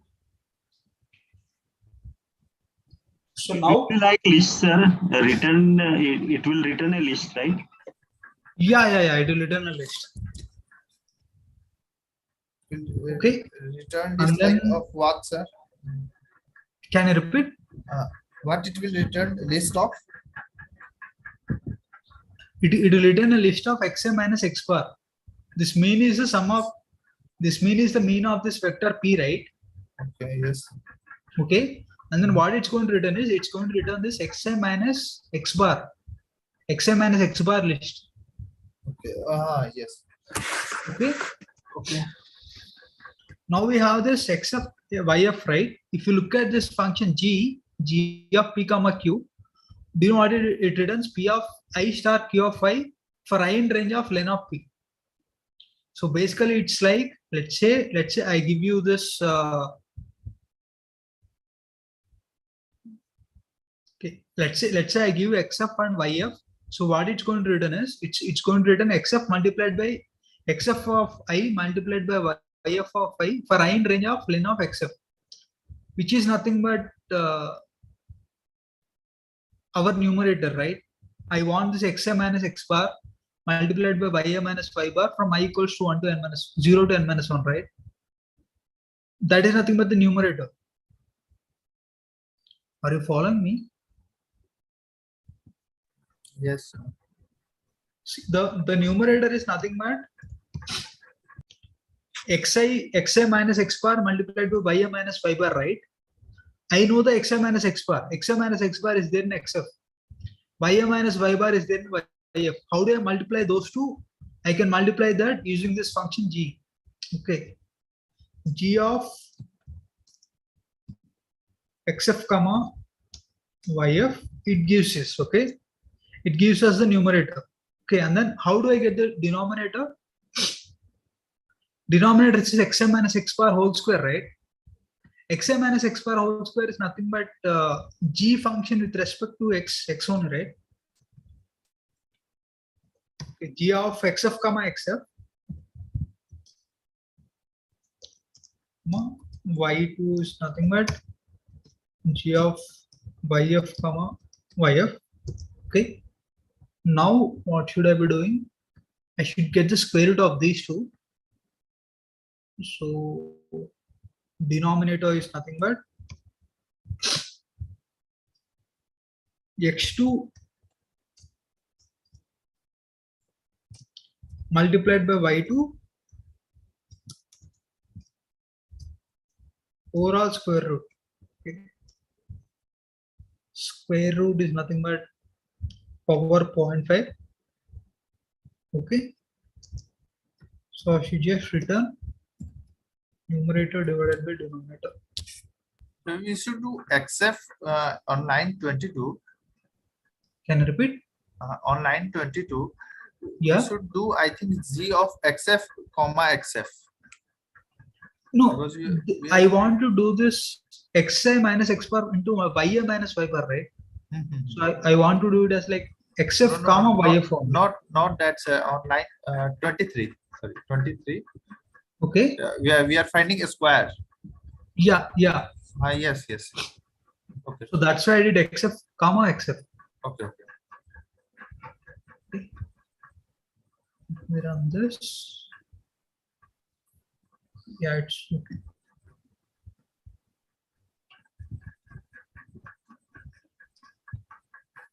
Okay. Solve the TPA 10. ऐसा 2-3 question दे दीजिएगा sir, हम पास हो जाएंगे. Give the same question in the same type of question in OPP, sir. We will pass. Okay. I don't think you get this much easy questions.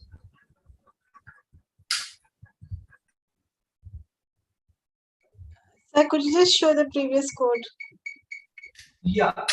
1 second.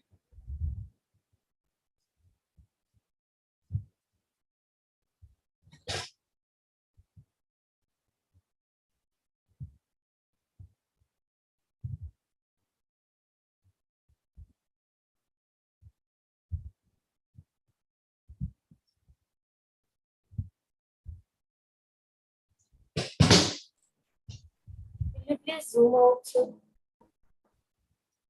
No, that is the only code, right? The remaining stuff doesn't matter. The remaining stuff is prefix. Yeah.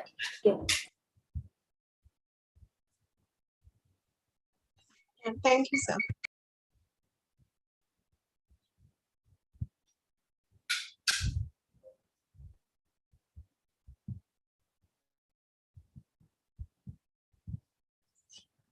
Okay, so now we look at PPA 10.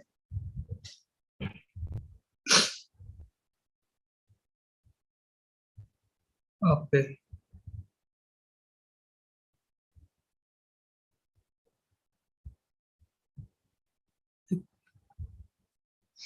Q is a fast food restaurant operates in the following manner. Single line with its let's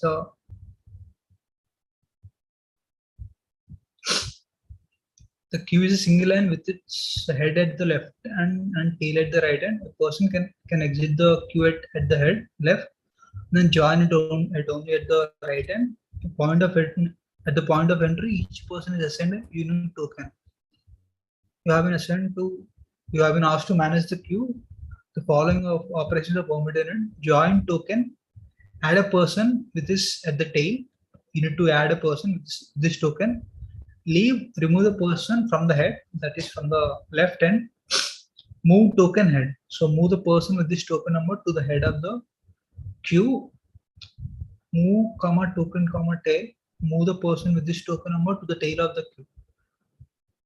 Print the sequence. Yeah. The queue is empty initially. Keep accepting an operation as input from the user until the string end is entered. Okay, this can be done. This can you do?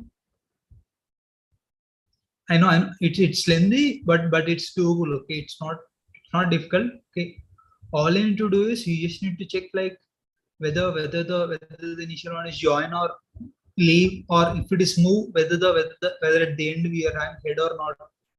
If it is move, whether we are having tail or not. Okay, whether the input is print or not. Based on this print only, you can just have this queues or not. Okay, the entire queue of tokens, right? You can just store it as a list.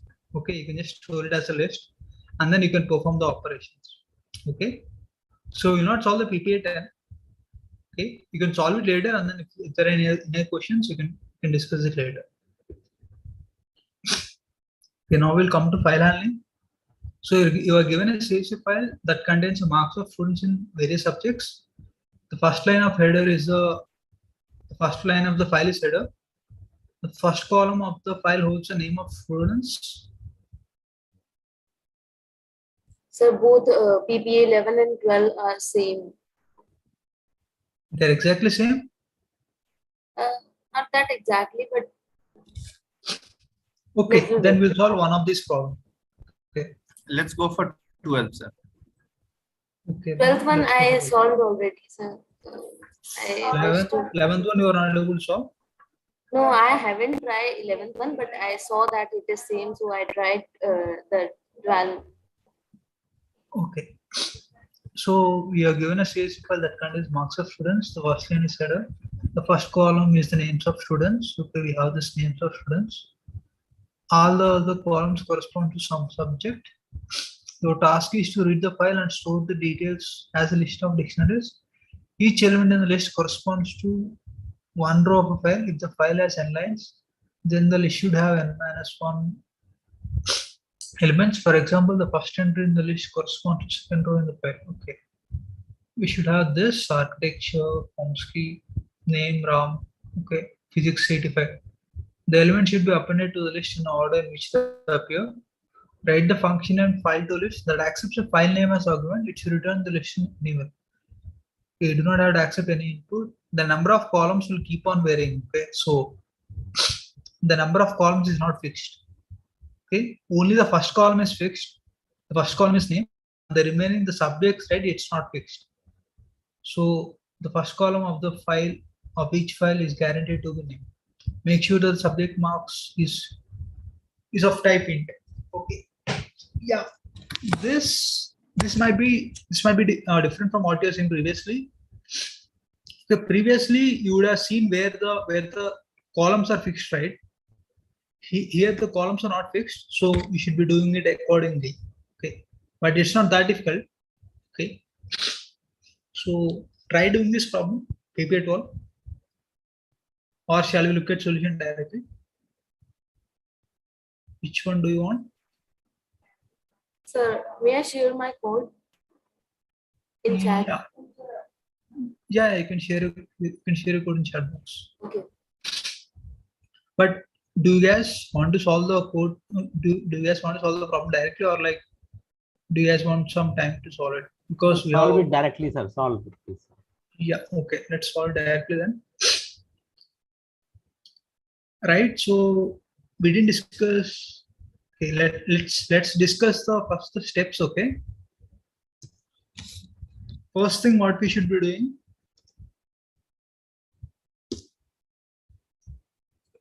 You should read the file. That's first part, and then get the header. Okay. I want to get the header just for one simple reason. That is, I want to know the files. I want to know the number of subjects. Know the number of subjects. Okay. That is the reason I want to get the header. Okay. After that, you read each line and then create a dictionary, right? Create a dictionary for each line. Okay.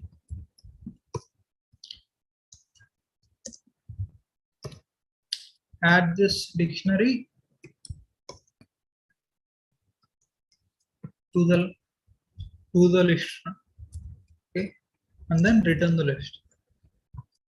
These are the steps, correct? I mean, these are things which we need to do, right? Okay. So first thing first, let us read the file.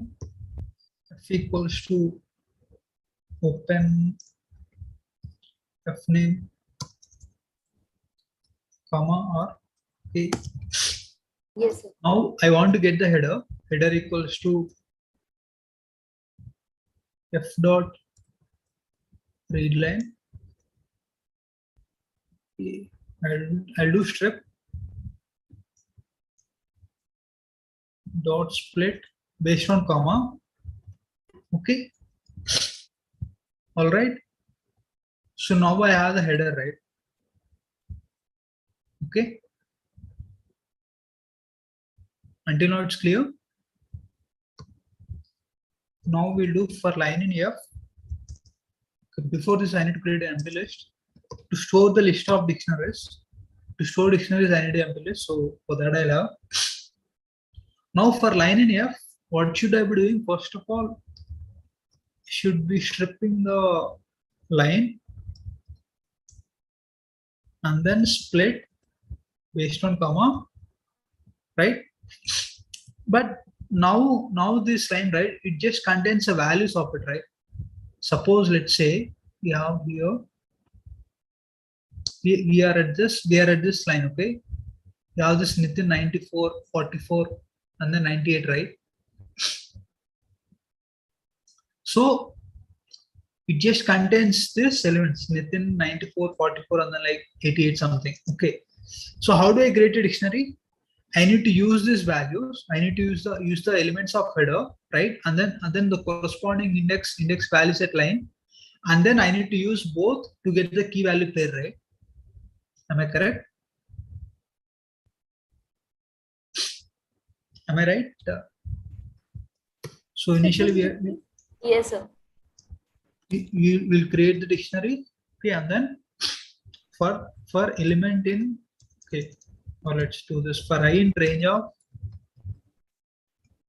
len of, you can use the len of line or len of header, both are same because both will have the same length, right? For I in range of len of header, okay. So if I equals to 0, if I equals 0, then what we'll do, we'll have d of header of 0 equals to line of 0. Okay. The reason why I have this I equals 0 is I'm checking whether the first one is name or not. Okay, if it is not name, then we should be converting this value to integer, right? Because the remaining columns are marks. Okay. Else d of header of I equals to line of I. Or else instead of doing this, we could do it directly here.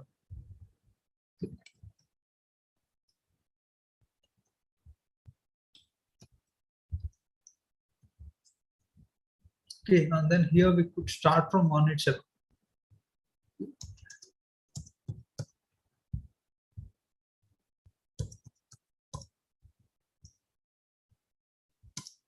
Okay, we should be converting this to integer because this is the subject marks. Okay. Is this clear what I've done here? This part? Is this clear? Sir, explain once more, sir. What? Explain, sir. Please explain again. Explain again, okay. Yeah, yes. So this header part, is this clear? Header part is clear. Header it contains column names. Okay. The line it contains the values to those columns. Okay. So basically, when I do the split of this line based on comma, and then when I do split of the header, right, the length of header will be equal to length of line. Perfect, sir. Right. Correct, right? Until now it's clear, right? Now I know that the first column is always name, right? The first column is always name, and then the remaining columns are subjects. So what I'll do is I will use the first element of header and then the first element of line to create dictionary. Okay. Yeah. To create dictionary, this is only one key, one value. The remaining keys are the subject names, and then the remaining values are the subject marks. So the remaining values, it should be as integer. That's why I've converted the values of int of line of, like that line of 5, right? Value I have converted to integer. Right. Okay. I started it from 1 because the first value I have already added it to here. Sir. Okay. Yes, Clear? sir. Yes, sir. Clear. Right. Now that we have we have appended all the subjects marks. Okay. We will append this dictionary to L. Okay. Yeah. That's it. We're done. Okay. Okay, let me run this file. Okay, there is a reason why I have copied. Okay, you could see that I got this. You are not subscribed to this one.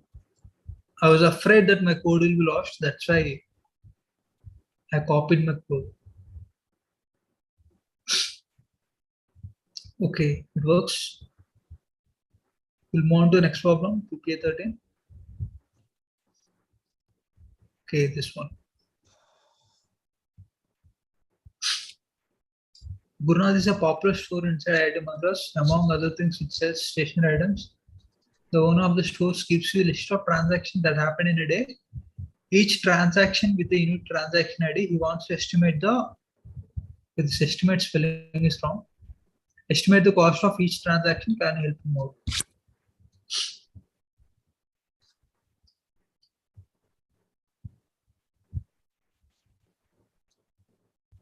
Okay. So now a list trans is a list of transactions that happen at the shop. Okay. Each element in the list is a dictionary. The details of it is transaction ID, TID is given. Items are given. Items, price, quantity, the item name, price, quantity. If you have pencil price is 10, the number of quantity is 1. Like eraser, the price per quantity is 15, and then the quantity you got is 1. So write a function and get summary that accepts a list trans as argument. So basically this list of dictionaries is argument. It's written list of dictionaries where each dictionary ID where each dictionary has two keys. Okay, each dictionary should have 2 keys. TID, transaction ID, and then the cost. So the transaction ID this should be this one. For example, the one of the elements of the list should be as follows: cost 305, transaction ID this one. It is equals to 50 into 4 plus 10 into 1 plus 15 into 1 plus 80 into 1. That is the total cost 305. Okay. So this, can you do it? Okay. Shall we do it?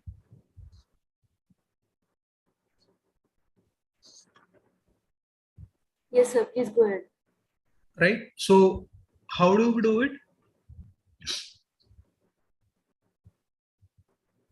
Okay, I'll tell you. first thing is we need to create a dictionary get summary, right? Sorry, we need to return a list of dictionaries, right? Where each dictionary has two keys, TID and then cost.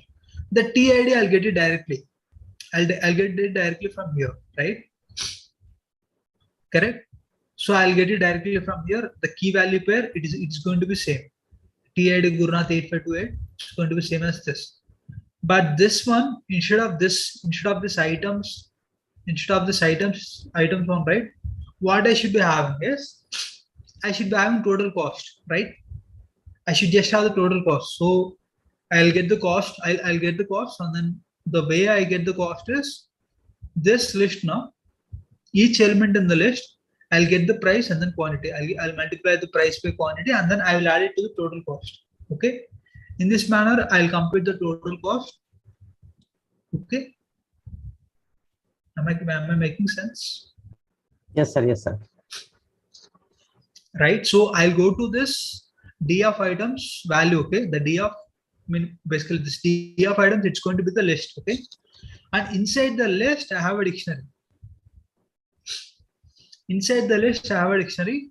And inside each dictionary, I have the price and then quantity. Okay. I'll multiply the price and quantity, and then I'll get the cost. Okay. I will do the summation for the remaining items too. That is, I'll do it for pencil, I'll do it for eraser, I'll do it for file. I will do it for until the end of this list. That is, each element in the list I will do. Okay. The total cost I will equate it to this one. The cost equals to 305 I will do. Basically, whichever cost I have, whichever cost I computed, right? I'll equate it to this cost. Okay. Okay, let me do this. So now,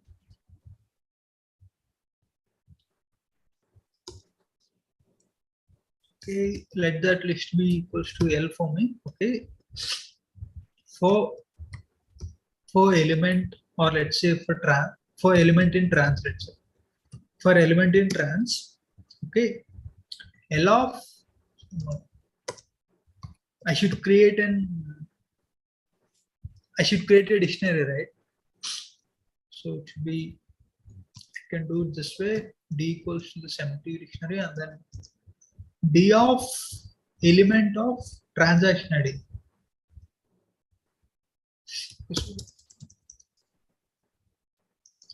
It should have transaction ID, right? Correct?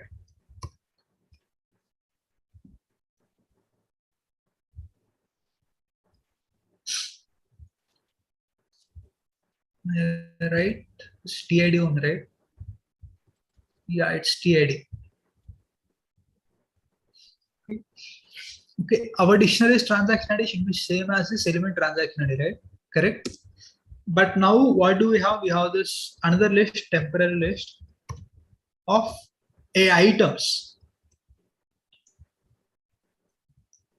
Okay, I hope this is the spelling. We have here items. Okay. Okay, this each element in trans, it has only two keys, that is transaction ID and then items. Items is again a list of dictionaries. So this is items. Okay. Now let my cost be equal to 0. Initially my cost is 0. Okay.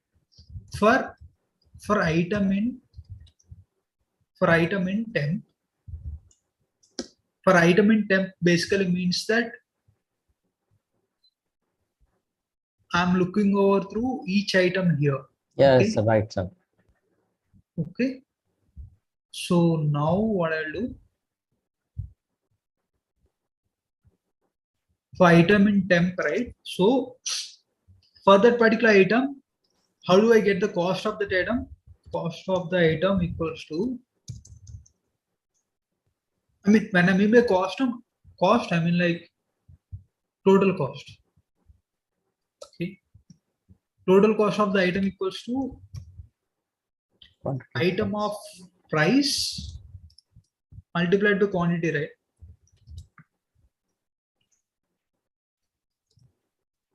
Am I right? For this particular item, since this item is a dictionary, I could get the price and then I could get the quantity. Okay, let me check the spelling. Price and then quantity. Perfect. Okay. You guys should be checking the spellings. Okay, it's not just the logic that matters, the spelling matters. Okay, let's say instead of this qt you wrote this, it's not going to work. Okay. It's going to throw you the key error. Okay, this cost I should be adding it to this my total cost, right? Okay,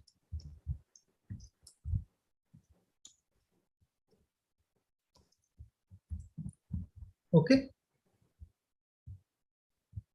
am I right? Right, sir. So now that I got the total cost, I need to create a key value pair with this. D of cost equals to cost. Let me check the spelling further. C should be capital. Okay. Now I have this. I have created a dictionary D with the TID. TID is same as this element transaction ID. I computed the total cost, and then I have added the total cost. I mean, I created the key value pair of the total cost. Okay. Now I should append this dictionary to L. So once I have appended it, I should just return the list L. Okay. That's it.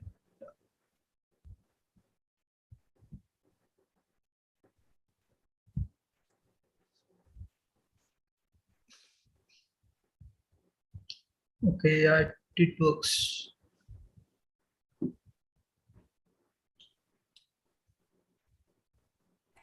Excuse me, sir. I shared my code in chat for PPA 12. Can you please look it? Is it working or is it not working? It's working, but I want to like confirm that that type of. So we are appending it inside a list, then how we are getting a dictionary? Can you repeat? You're talking about which problem? So previous one. PPA 13? Yes, sir. Okay. So the L equals to the empty list you have created now. Then you are appending that L dot append D dictionary. Then while you are returning L, then how you are getting, sir, that in a dictionary format, not in a list? How you are getting L in a dictionary form? Yes, sir. Not a No, list. L is a list only. L is a list. L is going to be list of dictionaries. Okay, sir. Okay, sir. Okay. They asked you to return list of dictionaries. Okay. Okay, sir. We'll come back to the PPA 12. Student has one doubt. Just don't need to like check the whole. Just check that in the chat that I'm wrong. Yeah. This is your code, right? Yes. Done this result file to list equals to, okay, the C is the header one, right? Okay. Yes. C dot strip of split, okay, for line in here, D equals to div, okay. Details equals to line dot, okay, this here there's a spelling mistake. Oh. Strip spelling is wrong. Details equals to line dot strip of split, okay. D of li of 0 equals to details of 0. Okay. So split spelling is also wrong, sir. Split. Yeah. While typing, I got. Okay, that's okay. For I in range of 1 to L of I, yeah, it's the same, right? It works. It should work. I think here the indexing is kind of right wrong. Okay, let me run this.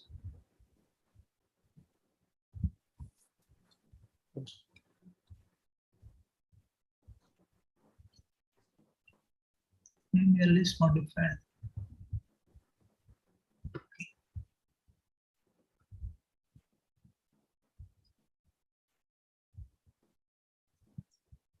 Should be 1, 2. That was mentioned as L2. Okay, yeah, it works. Okay. Okay, we'll solve PPA 14. I'll try to. What? Sir, I will try. Yeah, actually, your code is fine. Your code is fine. There's nothing wrong there. The only mistake you did was this. The spelling mistakes, I guess. Yeah, only the spelling mistakes only. Apart from that, it's entirely correct. Okay, thank you.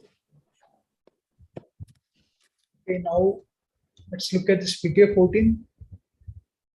Okay, this will be the last problem for today.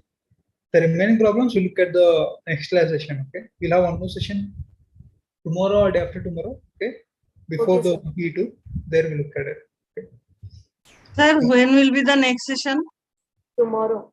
Tomorrow or day after tomorrow. Please keep it on tomorrow, sir. Yes, sir. Okay. Sir, I believe keep it in, sir, day after tomorrow, because we will have a doubt. All the doubt will be clear in that class, sir, before the exam, sir. But sir, it like Sir, it will it's be a like, live coding session or anything else? actually, sir, there will be lots of students and we are not able to access. So that's why please take that session tomorrow only. Yes, sir. Tomorrow is better, sir. Before the exam, there is lots of crowd. Sir, it will be a live coding session. Yes, I guess. Like today. It's going to be partly live coding session. I do not want it to be entirely live coding session. What I wanted to have it is like the remaining problems we have, right? Some 15 to 20 that we'll solve. Okay, that we'll try to solve in the first round, 1 hour. And then the remaining 1 hour, right? We'll just discuss like normal general doubts. I mean, general doubts in the sense like the concepts only. In general, I just don't want to restrict to this week 12 or something. You can just ask any doubts. Okay. Sir, may I ask one question? Not right now. You want regarding what? Regarding the syllabus. Okay. Yeah. What's it out there? And the open test 2, but the focus will be on the 7, 8, 9 weeks or whole course. It's going to be the entire whole weeks, all weeks. But attention, most of the focus. Most of the focus, it's going to be from week 5 to week 10. Okay. Week 5 to week 10. Yeah, week 11, it is just like we did not learn anything new there. We just learned to do it in a different way. Okay, and then there is error handling one, week 11, and then week 12 is week 12. We do not have any new content there. Okay. So let's solve this part. PPA 14. So any mock is possible, sir? What? Mock examination. The mock problems, we do not have examination as such. We just release the mock problems. Okay, we'll release it by tomorrow. Okay, sir. Very good, sir. Thank you very much. Yeah. Score sheet is a list of dictionaries. One of whose entries are given below. We have this. This is a dictionary. Similarly, we have this other dictionaries too. The institute decides to allow students to create a students group for each subject where students with similar marks can help each other. But it draws up a set of constraints for creating student group. The group should be associated with a particular subject. The difference between scores of any students in the group should be at most marks limit. It follows that multiple groups can be found for a given subject. Write a function called crowded group that accepts 3 arguments as input. Score sheet as a subject and then mark limit. Return the size of the largest possible group in this subject with the given mark limit. Okay. Is this clear? Like, okay. Is the problem statement clear? For suppose, let's say a subject is mathematics, okay? Subject is physics, let's say, okay? And then the mark limit is 10 marks. So what they're asking is, we can form like different groups, right? Within the mark limit of, like, let's say my score is 50, okay? My score is 50. Okay, so within the plus or minus 10 range, right? Within like between any two students, if the difference is like less than this mark limit, no, then we can form a group with them. Okay, am I right? Not getting, sir. What? Not getting what the question is saying exactly. You are not getting what the question is saying. Okay, so it's like the difference between scores of any students in the group should be at most mark limit. So suppose if the mark limit is 10 marks, so the difference between the any two students in the group should be at max 10. Okay, suppose if the mark limit is 10, right, and then let's say like the score, the whatever groups you are at, that could be like from 40 to 50 or like 38 to 48, something like that. The mark limit at most it could be of 40, sorry, not 10. Okay, based on the mark limit, they are asking you to form a group. Okay, form a group, and then they are asking you to, like, they are saying that different groups can be formed. They are asking you to return the size of the largest possible group in the subject. Okay. Got it, sir. Now got it. Actually, sir, this question is related to the CET concept little bit. Like in that we are talking about the difference between the two marks and take that difference. And from that difference, we are making a group, right, sir?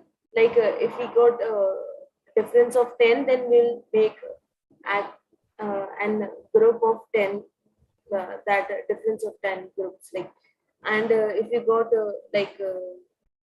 difference of 20, then we'll make a group of 20. Like having 20 difference, there are some students. Is that it is?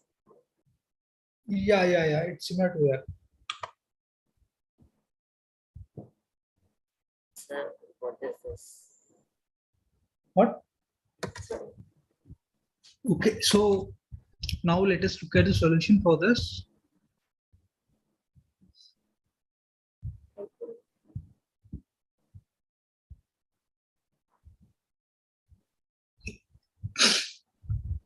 Okay, now first thing which we need to look at is we need to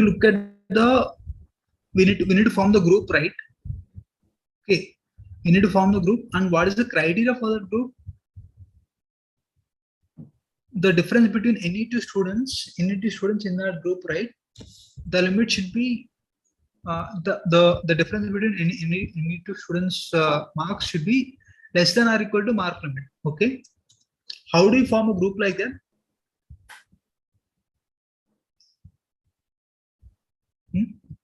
How do you form a group like that?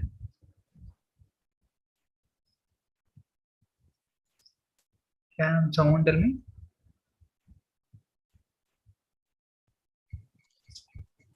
Could you ask the question again? So I have a subject, okay? I have a subject and then I have mark limit. Okay. How do I form a group with this mark limit? That is whatever students I have, right? Okay. If the difference between them, right? I mean the difference between the students and then the student mark, okay? Within that group, the difference between any two students marks, it should be less than the mark limit. Less than or equals to or less than, let's say. Can we make it like that? Like make like group 1, group 2, group 3 as an empty list. Then what we can do is using if we can check that if the difference is in between the 10, then we can say it will go in the group 1. Then after that, the difference is like 20, then we'll change the group. Like that, we can form a group. Okay, there you are fixing the marks, right? You're saying that I'll have from 10 to 20, 20 to 30, like that, correct? Yeah. Yeah. But then it could be from 28 to 38, something like that also, right?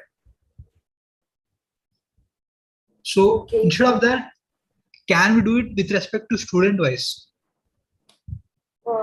I didn't get like how student wise means. Student wise means let's say I'm in a student group, okay? I'm in a group, okay? By having me, how like by having my score, by having me in the sense like by having my score, what is the biggest group I can form? I can form with respect to me by having me. Plus or minus mark limit, right?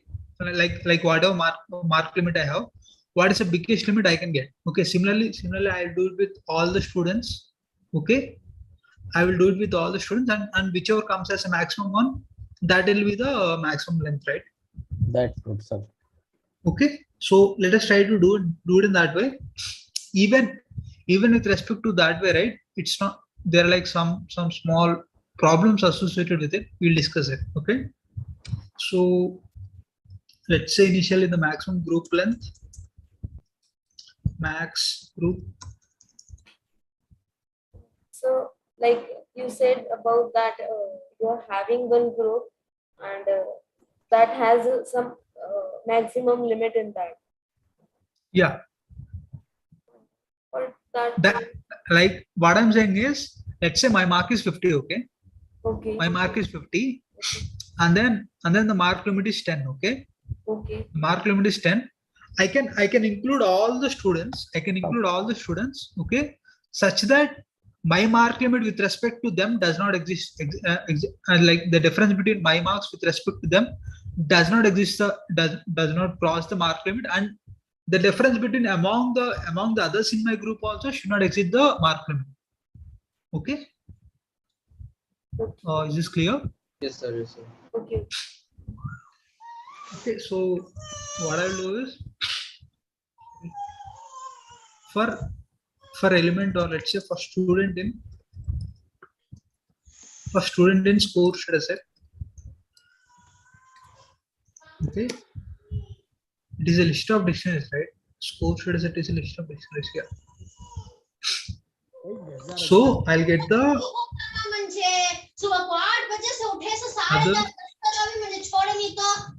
others, please mute us. Okay, marks of the students. Okay. Or let's say I'll get, okay, S equals to SM is the marks of student. How do I get it? I'll get it as like student of subject, right? This particular subject marks I need to get. Correct? Am I right?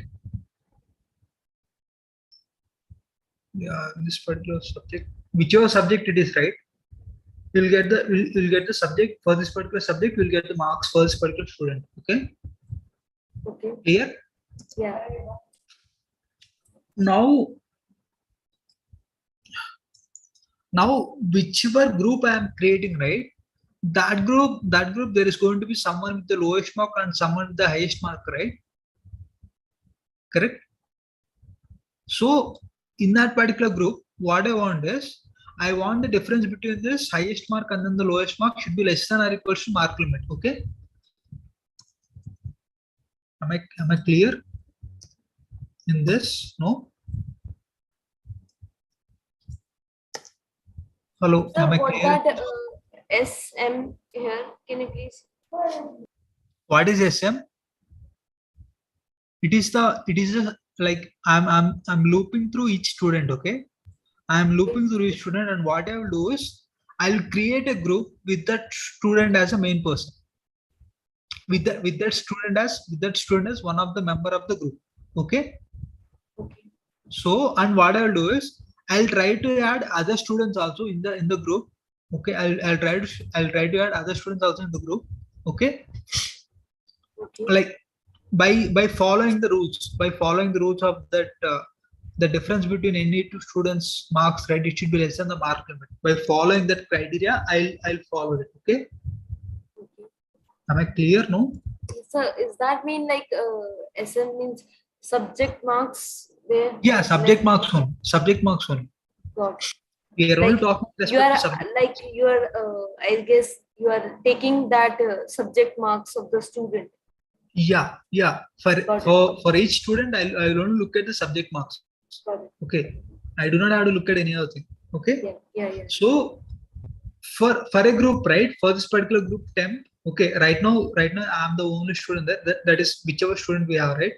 He is the only student. Okay. Right now, in that particular group, what is the lowest mark? The lowest mark is SM because there is only one student, and then the highest mark is also SM, right? Am I right? Yes, sir. Until now?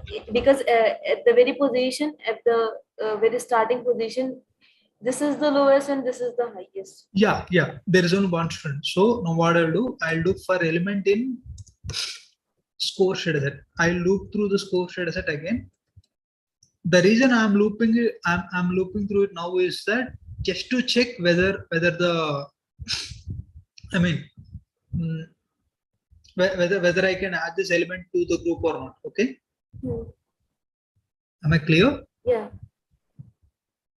Okay. Please go ahead. Yeah. So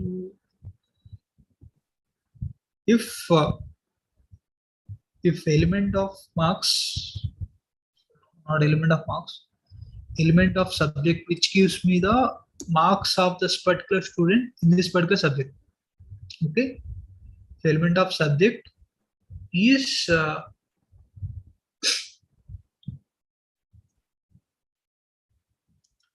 greater than high. Okay. If element of subject is greater than high, basically I'm just checking whether the marks which you got, it is greater than the high or not. No.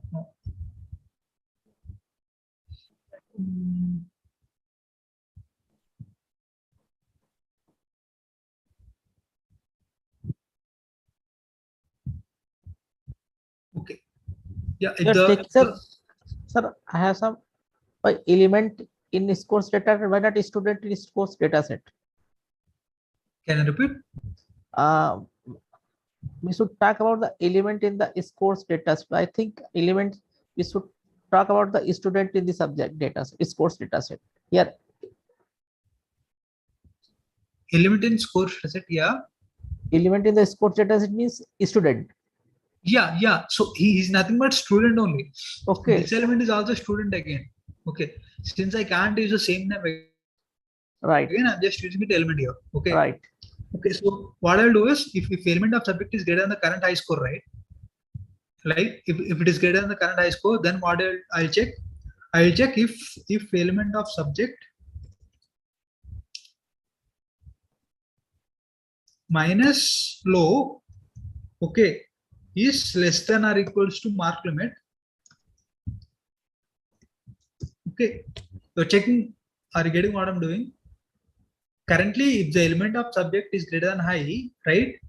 And then if the difference between this current subject score, current student subject score, and then the low mark is less than or equals to mark limit, then I can add this element. I can add the student to this student to this group. Okay. Clear? No, the line number 10 is not clear, sir. This one it's not clear? Yeah. Okay, until now, let's say my mark is 50, okay?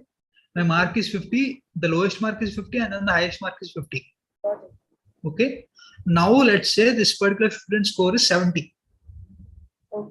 Okay, this particular student score is 70.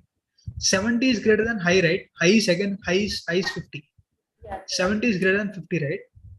Now what I'm checking is, I'm checking for 70 minus low. Low here is 50. It will get 20. Yeah, 70 minus 50 is 20.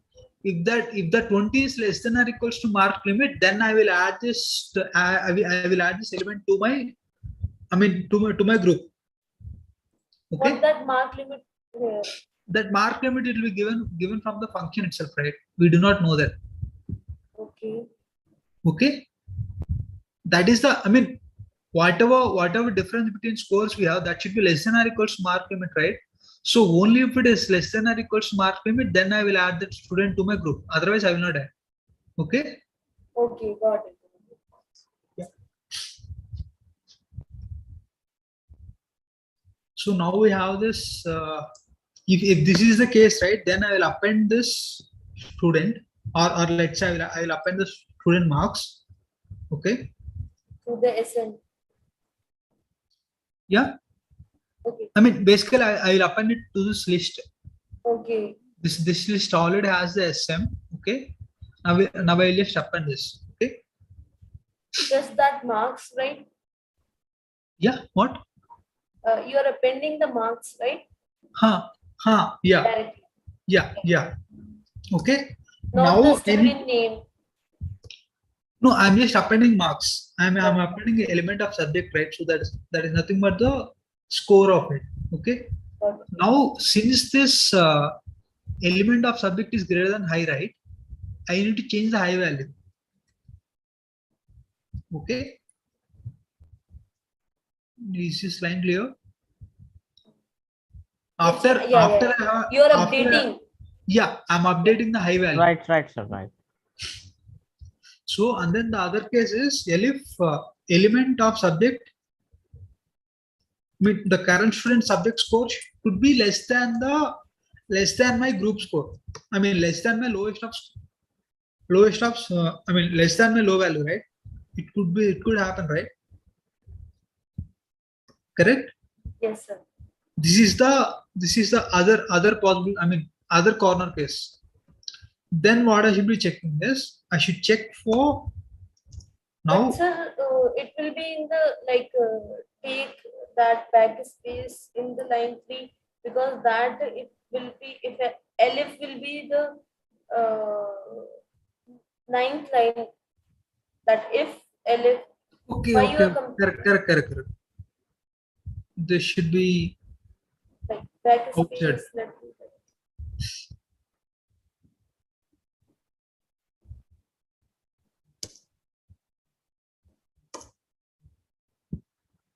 This should be outside.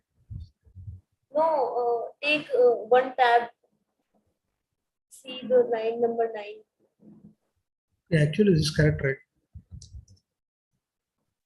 Yeah, now it is correct. Okay. Yeah. Now it's okay. So if high minus element of subject, if it is less than or equals to mark limit again. Okay. Now we will add that student. Okay. We'll append that.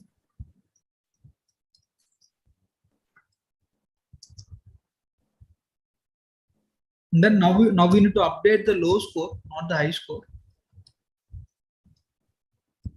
Okay, got it. Okay.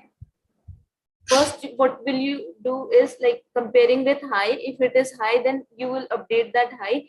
Then and even you append that marks to the temp, and then you are comparing with, if it is not high, then you are comparing with low, and then you are updating that low value also. Yeah. I guess. Yeah. That's what I'm doing. Okay. Got it. Now, see, the other case is when element is not greater than high and it is not less than low also. Okay. In those cases, then we need not update high score, then we need not update low score. We can just directly append that student directly. Correct? Then where we have to open that student? What? Why we are appending that student then, if it is not higher or not lower? If it is not higher and if it is not lower, then it is already within my limit, right? Okay, yeah, got it. Then this particular student score is already within my within my group limit. So I will add it. I'll add it. Is that mean if 10 is high and 5 is low, then your student will come in the 7th position. Then you are taking that else part. Correct. Got it. Okay. So now what I'll do, Okay, I'm basically like adding it here. Okay, so now now basically I have gone through the entire ones. Okay, I checked. Excuse me, sir. Yes, yes. Can we take it like that also, like if it is equal to lower or higher? If it is equal to case, we need not worry, right? Because if it is equal, right? If it is equal, anyway, that is already within my limit. Even if it is equal, that is like within my limit only, right? Yeah, that's what I'm saying. Like if it is equal, then we will append. We are checking. Then it will come 18th to line. Yeah. Yeah, then it will part. come here. Yeah. Okay. So now if len of temp, I'm doing len of temp -1 because I have initially appended the student score right here, right? And for element in student score, again that student will come, right? Am I making sense? Okay, here, let's say I do not append the student score. Okay, if I do not append the student score, anyway the student will again come here in this for loop. Correct? The same student here, he'll come here, right? He'll come in this for loop, right? Yes. Okay, so since I'll be adding him twice, if I added here, again I will add him here. So that is why I did not add him here. Okay. Okay. Yeah. Got it. Okay. So if len of temp, so basically this whatever group length I have, if it is like greater than the max group, okay. If it is greater than max group, then I will update the max group length as a temp. Yeah. Okay. Now once I come out of it, I will return the max group value. Actually, sir, this code is like it is easy to visualize, but it is hard to code. Actually. Yeah, it's not easy to code. It takes too much time to think and then code, right? Yeah. Okay, yeah, it works.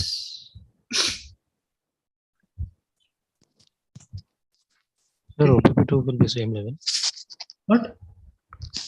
OPP2 will be the same level difficulty. No, it won't be this difficult. Then what it will be, sir? What? That like that you are saying then it is not that same. Then what it will be? It's going to be slightly less than this. It's going to be slightly less complicated than this. Okay. You see the whole important part comes here. Okay. If you're able to get this logic, then the other one it's not that difficult. Okay then. Okay, we'll discuss the remaining questions and then the general questions in the next live session. Okay, most probably it will be tomorrow. Okay. Thank you so much, sir. Thank you very much, sir. Yeah, thanks. Thank you, sir. Thank you, sir. Tomorrow same time. Good night, sir.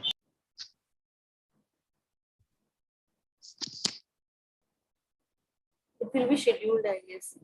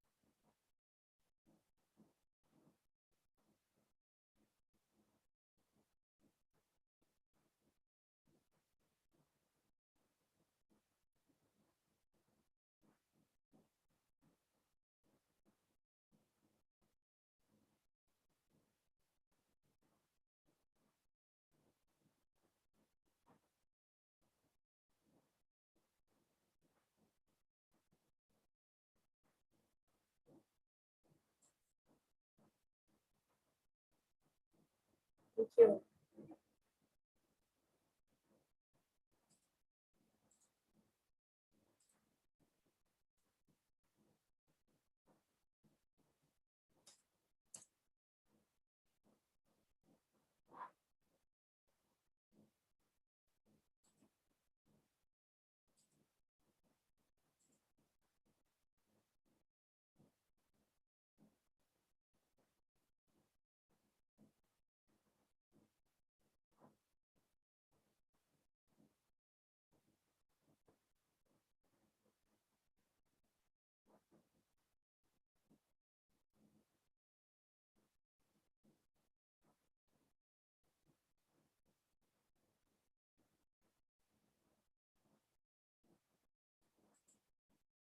Hello, Divya ma'am.